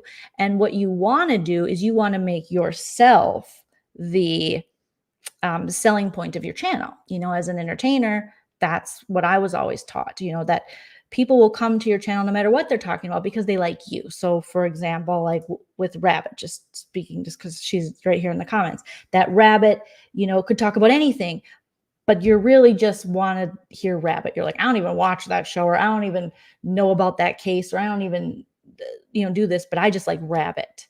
And so they'll come to your channel. And so that's kind of how I've always went at, you know, my channel, is I want it to be people who get me, get my sense of humor and enjoy it.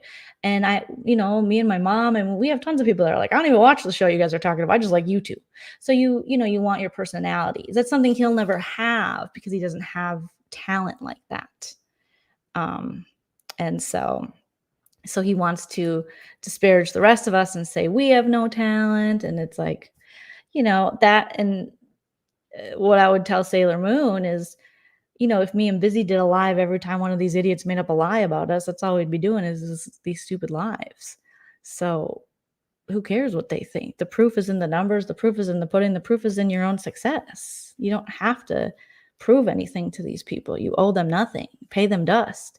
And even if you jumped off this and your numbers, let's say, weren't as high at first, because you do have a lot of people in the bushes watching for the mess, it'll grow, it'll get there. You just have to find, you know, what it is about you. And it seems like for her, she's created a little community where people want to go over there and they talk, you know, people feel more open to talk about trauma and stuff like that. I mean, that's kind of what I see when I am over there, but I could be wrong. Breezy Girl says, I don't mention her and she constantly keeps harassing me. She will not scare me into silence. No, don't let her scare you into silence. But believe me, if she's disparaging you and she's online and she's being like weird, threatening stuff, you have all the right to file a restraining order on this woman so that she should not speak on you. Okay? It's crazy. She better leave me alone and find someone else to harass. She'll keep harassing. She's crazy. Momo only calls the people with a picture avatar so she can shame looks. She doesn't call me out. And I call her Momo every day. Right? I really don't know what the point is of trying to decide whether that man hurt her, right? It's just, there's no point. JY is so boring. That's what I was just saying. I can't watch him on regular speed. It has to be all of them. I mean, the nurse is so slow, you know, 1.5. And here's the thing. They all want to say, oh, the parodies hurt my feelings. Everything hurts my feelings. Yet they want to do parodies.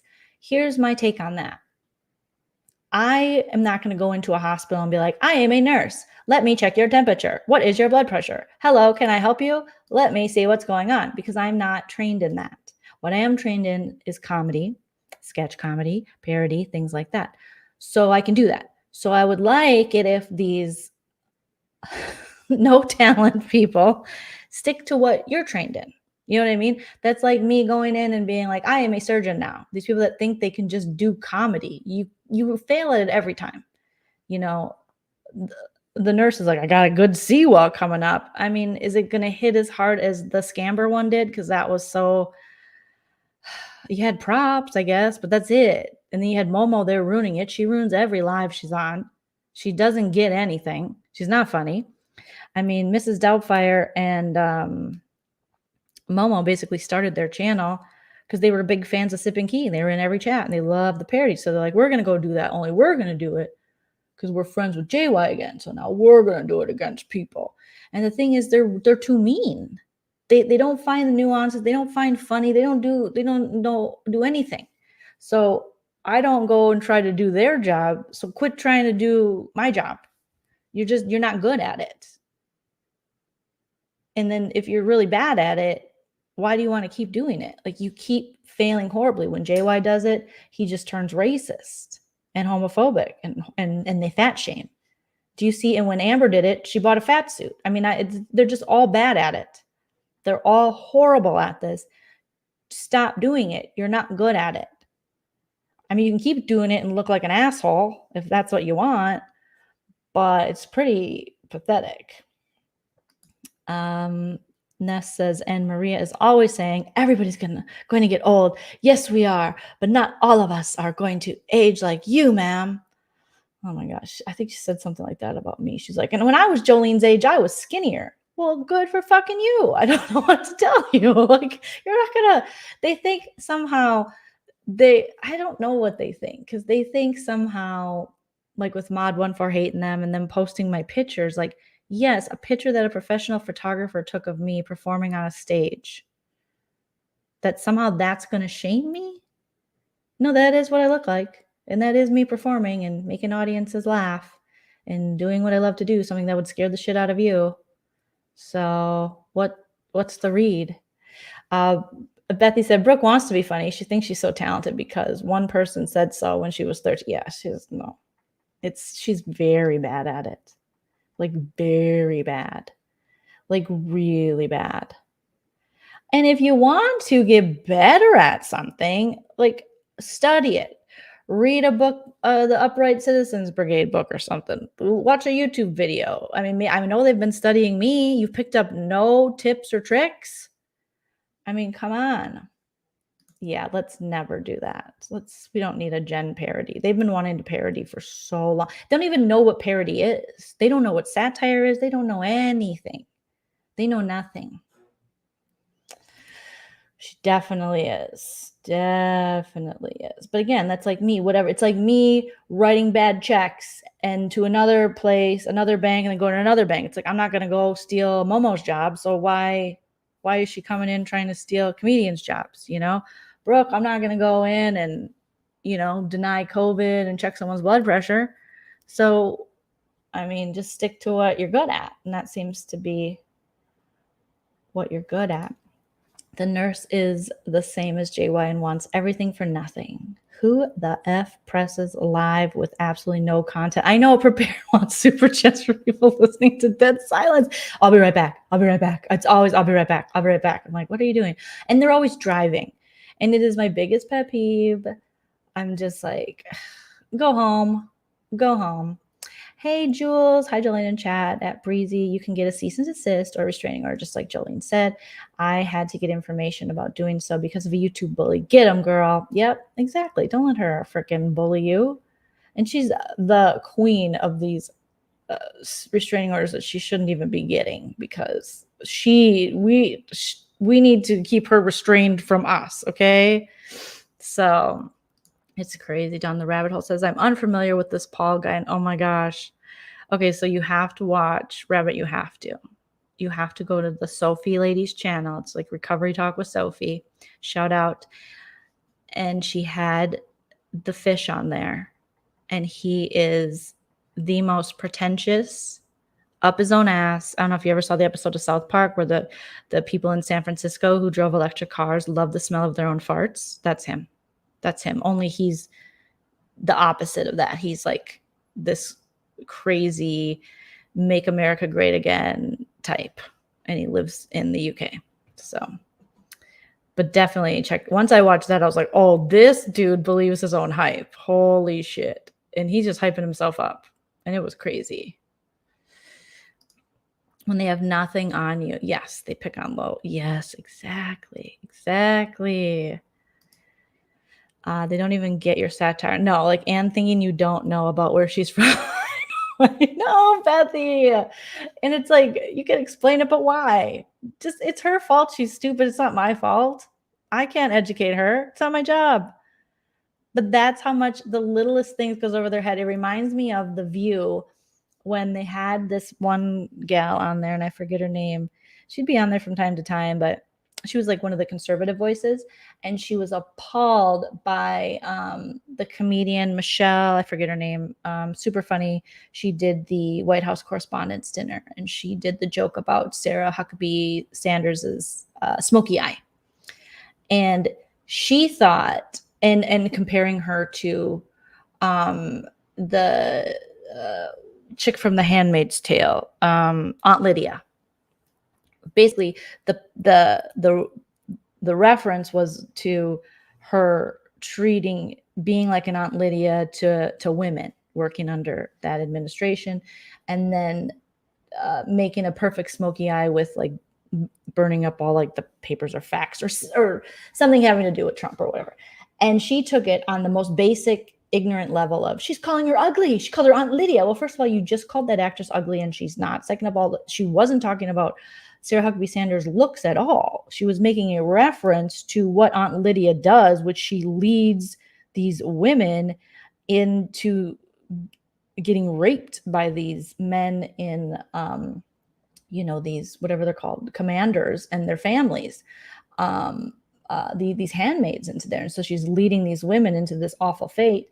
And basically, if you're being referenced as an Aunt Lydia, you're being referenced as someone who is directly, a woman doing things that are very anti-woman, things that don't support women. And then as far as the smoky eye goes, she always had a smoky eye, and she's making the joke that that's where all the secrets and all the papers and, it's whatever. And she just didn't get it. And it's like, even to explain it then, it like ruins the freaking joke.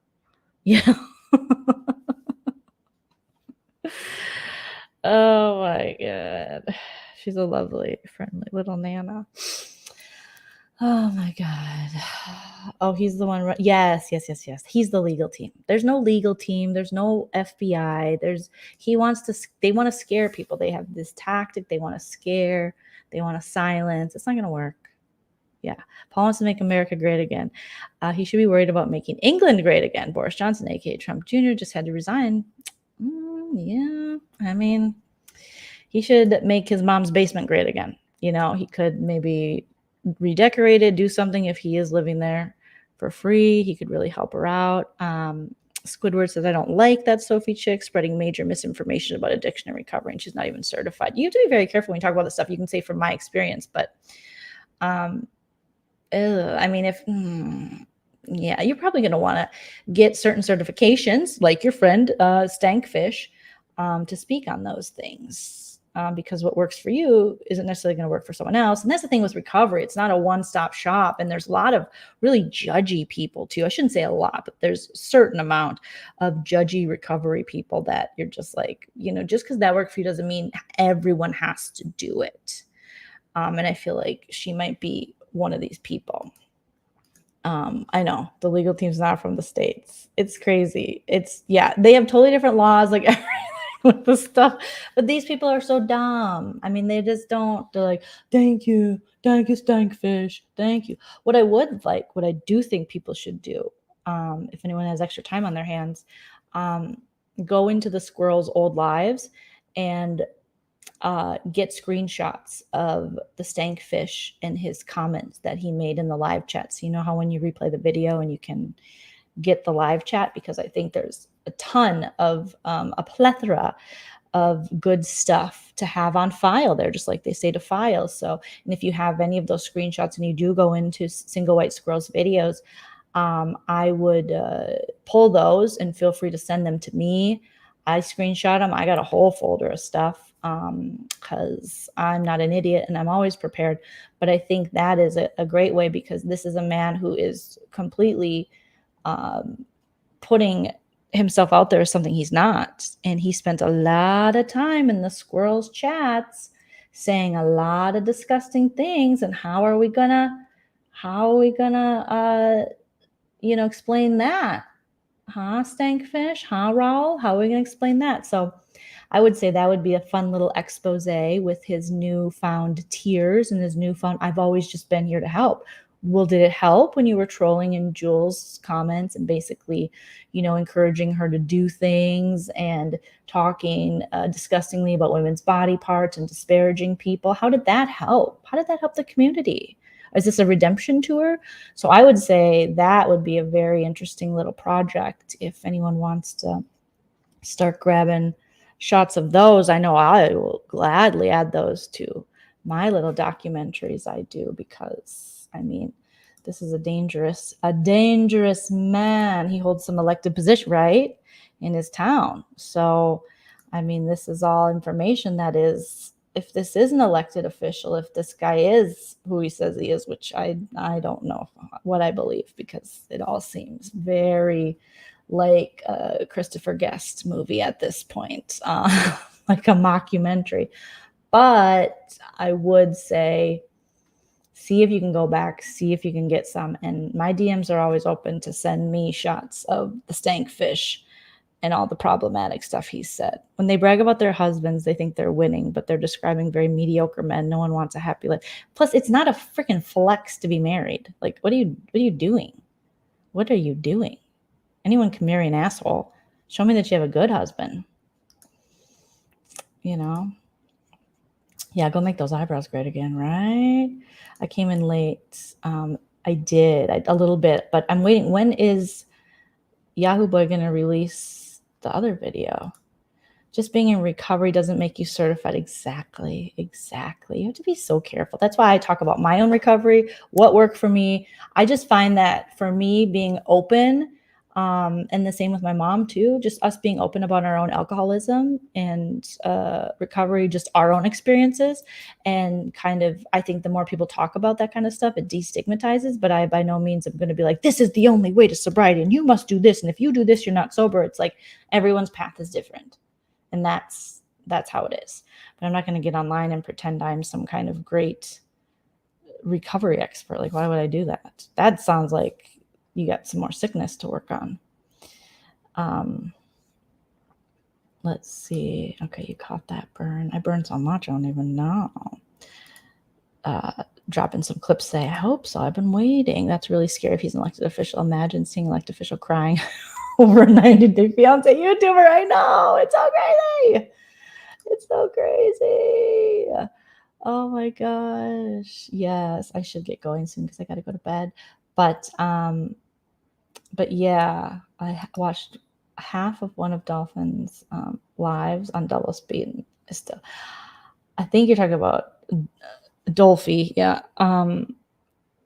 I watched one where she was screaming at Siwa. And I don't know, everyone in this community, their little community they have, they want to all be victimized. They just, she was like, you said this about me. And I think it was because Sailor Moon said something about the dangers of this woman disparaging methadone or something. Don't quote me on that, but it had something to do with that.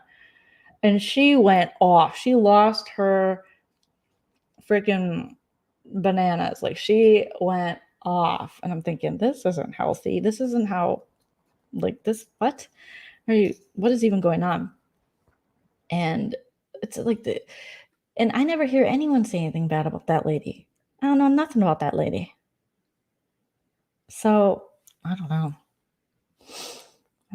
Well, yeah, right. Well, Rabbit, if you ever get a little bored, it'd be interesting to check that out, and then also look back into the Just Jules lives and in the live chat, because that stinkfish was active, very active. And what he said then versus what he says now are like two different stories. And people thought he was a woman, I think, the way he was talking. Squidward said, well, hell, I'm certified in substance and alcohol abuse and recovery, and I smoke weed, medical reasons, but regardless, that's the thing. Everyone has a different path. It's not, that's why you can't get on there and say, no one should do this. This doesn't work. That doesn't work. Well, that might not work for you, but that doesn't mean it's not working for other people. And that doesn't help people to get on there and say that. And that's why when we saw the report of the Brown Ferry Cottage boy, when he showed his reports, because he's terrified of what Yahoo Boy is going to release, when he showed the reports of his, like toxicology or whatever it was, like it's just marijuana. And then it was ethanol or like alcohol poisoning and all this. And then someone said like seizures or something. So when the hags were out there saying he quit, he stopped. And like, there is no way that someone as dependent as this man has become on alcohol could just quit like that. There's no way he doesn't have some kind of that his body isn't also addicted. Like he's not going to have DTs, like he's not going to have seizures, like something isn't going to happen. When you are that dependent on alcohol, there's people need to be like medically detoxed. You don't just quit and everything's fine and dandy randy. But that's what they do. No research into it. They do know nothing into it. I mean, the amount that man was drinking and the how intoxicated you saw him online, there was no way he was just going to go, I'm just going to stop now.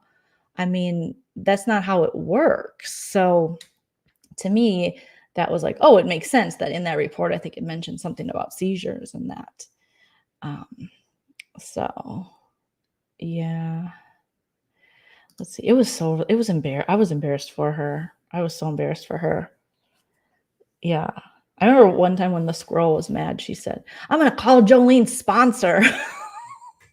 I bet her sponsor would like to know. And I'm like, oh my God, these people are idiots. They're such idiots. You're going to call what? I don't think you know the meaning of anonymous, and just to like assume that I just have this sponsor on speed dial, like you could just Google Joleen Lunzer's sponsor and then it would just pop up. Like that's so stupid. Oh my gosh. Right? A very bad temper. One yikes. Yeah, it's gotta be one yikes. Okay. I only chat and sit Mickey and Joleen. Yay. Yay, Federal. Dofi hasn't put the time in yet to be up there speaking on certain people.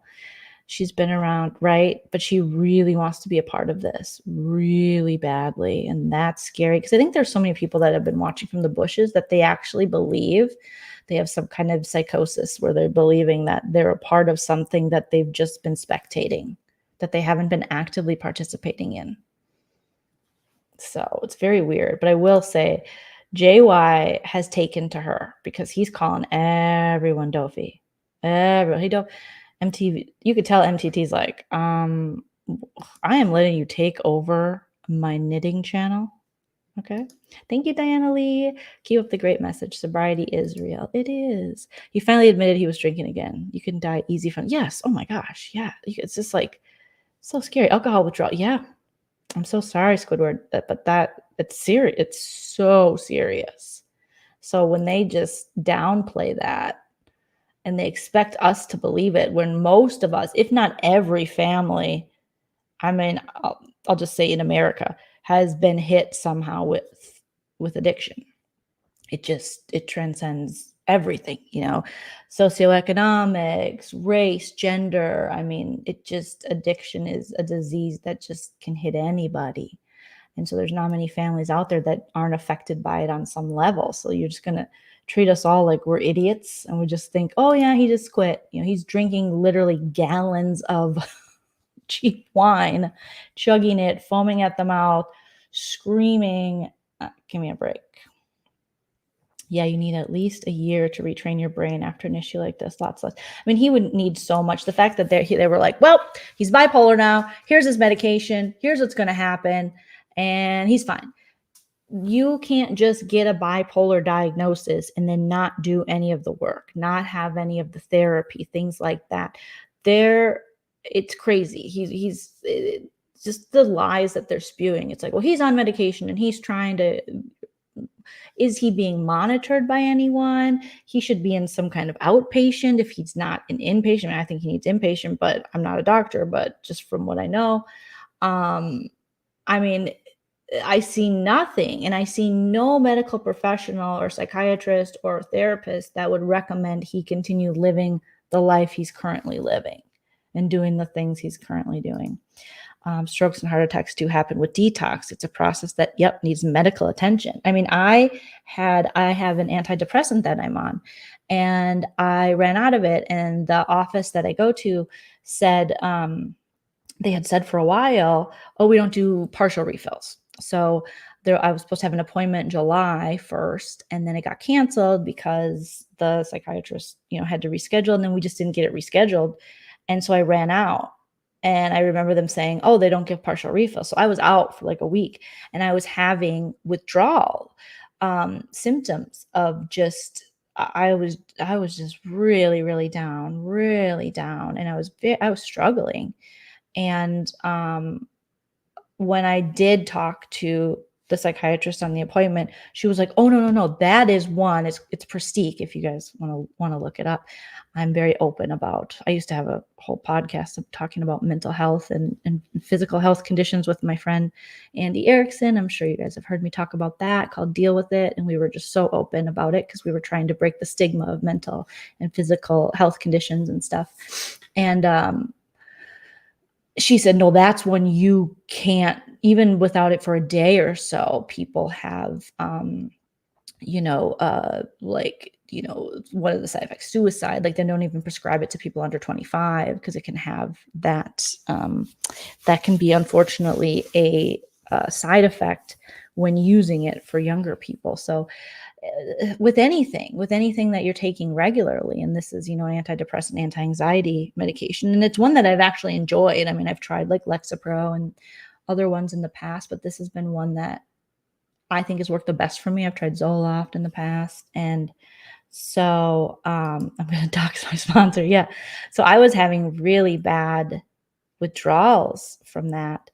And I had no idea until I started Googling, because I'm like, I just feel kind of like I wanted to crawl out of my skin. I just felt I was agitated. I was, all of these things. And then my doctor was just like, oh yeah, we will do a partial refill on that, because when you do want to get off this certain antidepressant, that is something you have to be weaned off medically. Like, they have to be there with you for that. So that was kind of scary. And they put him on Risperdal, which is a really heavy med. I was on it and I was passing out. Is it like a Seroquel? What's Risperdal? I'm gonna look it up real quick. Because if I didn't even know his diagnosis. I mean, he talks about it. Is it a is he diagnosed bipolar 1? Is he bipolar 2? Because that could, that makes a difference. So Risperdal is used to treat certain mental mood disorders such as schizophrenia, bipolar disorder, irritability associated with autistic disorder. The medication can help to think clearly, to take part in everyday life. It belongs to a class of drugs called atypical antipsychotics. It works by helping to restore the balance of a certain natural substance in the brain. Interesting. If you're using this liquid form, I hope no one's using, or he's not using liquid form. That'd be a little weird. Zoloft is no joke. Okay. Cold turkey either. Interesting. Yeah, it is interesting because they don't really tell you that when they put you on, you're trying, what, antidepressant's going to work for you or whatever medication you're on.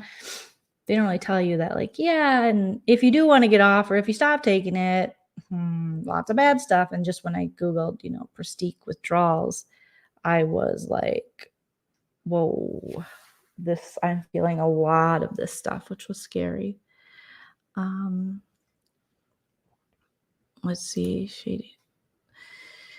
Rabbit says she's not claiming her. Yeah, there's no way he's followed up with any. No, not one therapist would say no, not one. Nope.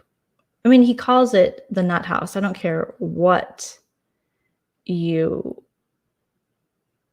I mean, they're like, he can say it. He was there he thinks he's better than it. He talks down about it. He's like, I was there for like a couple of days. Like, I just was, like somehow if you were there longer, because I think they were ripping again on Siwa for being, and they're like, well, I mean, I was there too, but I was there for hardly any time.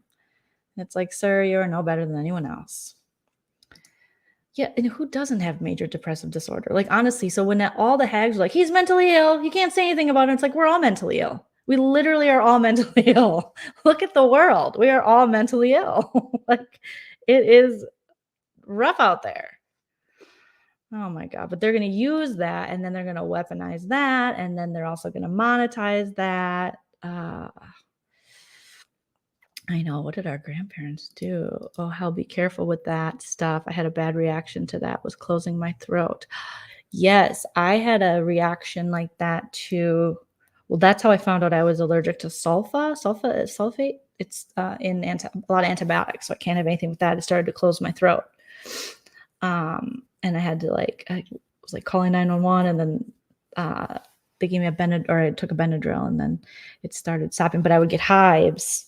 And then for a little bit, I was on Lamictal because I was misdiagnosed bipolar 2 for a while when I was younger. And that could be a side effect of that, was like hives and things. And you don't want it in your throat. Lexapro makes me purr like a kid. I have so many friends who love Lexapro. I didn't like Lexapro. I don't know. And I gained a lot of weight on Lexapro, but now I'm like, I might as well just be on Lexapro because I just gain weight by myself or with age. I'm not sure. Since the 50s. Back then, I feel like they only had like Valium, but I'm probably wrong. Ricky Bobby. In the 60s, to keep from snapping on her 5 kids. I was on Zoloft and I couldn't get to Dr. Walgreens filled and mailed it for free. Depression is a struggle. It really is. Oh my gosh, that's so scary. That's so scary. That's so scary. Exactly. It's not an excuse for bad behavior, and you can't use it as an excuse for bad behavior. And you are too old to be claiming that. Yeah, they make it sound like it's a joke, and they make it sound like, again, it's another insult to their audience, because a lot of their audience, I would say, is probably, on some kind of mental health drug, has been through a mental health crisis, deals with a mental health disorder, or if it's not for them, let's say they're in denial, or then it might, again, you have to be cognizant of your platform, and you might actually be more detrimental with the way you're speaking about it, where it could stop someone, unfortunately, from going. I mean, not to put all of that responsibility on you, but that when you're out there, it's not like they're like making jokes. They're literally disparaging people and their mental health, They kept saying I was having a panic attack. No, I wasn't. I hate when you have medical professionals who don't kind of believe what you're saying, and they want to say something else. That's happened to me with a ruptured appendix. They kept saying it's a urinary tract infection. And I was 11, and they kept sending me home, and my appendix ruptured. And I remember I had went to the doctor so many times, and then my mom took me home from another doctor's appointment, and I just couldn't stop vomiting. And then she put me in a bath because my body was just like shaking. I was freezing. And I said, you have to take me to the emergency room. Like we kept going to my pediatrician, and they were like, no, it's a UTI, here's some medicine. But I kept getting sicker and sicker. And sure enough, once I got to the emergency room, they were like, oh, we have to get her an emergency surgery. So at 11, I had emergency appendectomy, and the appendix had ruptured, and basically toxins going through my body. And they showed my mom and dad, they showed Nana and my dad, here's a chart, and here's healthy, here's like alive on one side, here's dead on the other. And Joleen is right above, like dead. Like my mom, Nana's like, they showed me that chart, and I had to go. My dad had to rush. He like caught me as they were rushing me into surgery, because it was just, I don't even know how long it was ruptured for, but that shit is really scary. And I was in the hospital for like a week or something. I remember, in the children's hospital, and they were so nice to me. They were especially the nurses, they were such sweeties. Mental health needs to be seen as part of a person's total health. Exactly. We were just talking about that, Athrel. It's true. Your mental health, your eyes, your teeth, it's all a part of your health. It's not an extra package. It should all be in your insurance. Yes, all in your medical insurance. One day Momo can post someone's picture that's very depressed, insecure, or just maybe is at the edge. And she wouldn't bat an eye. She wouldn't bat an eye. She wouldn't even care. They almost laugh about having mental issues, Susie says. How demeaning to those who battle. Yep.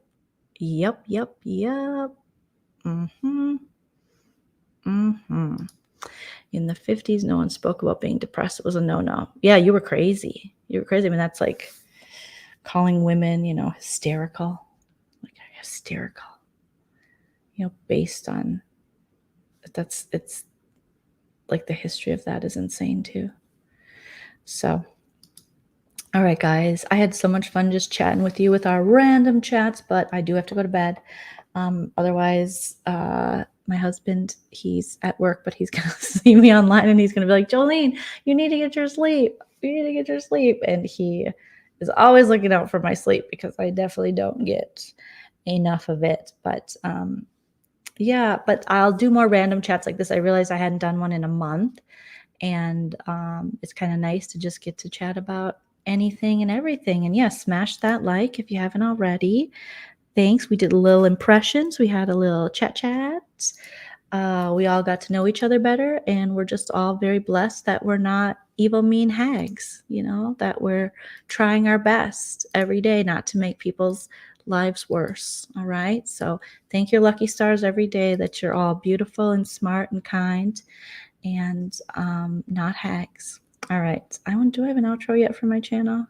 No, that's my intro. I don't think I have an outro.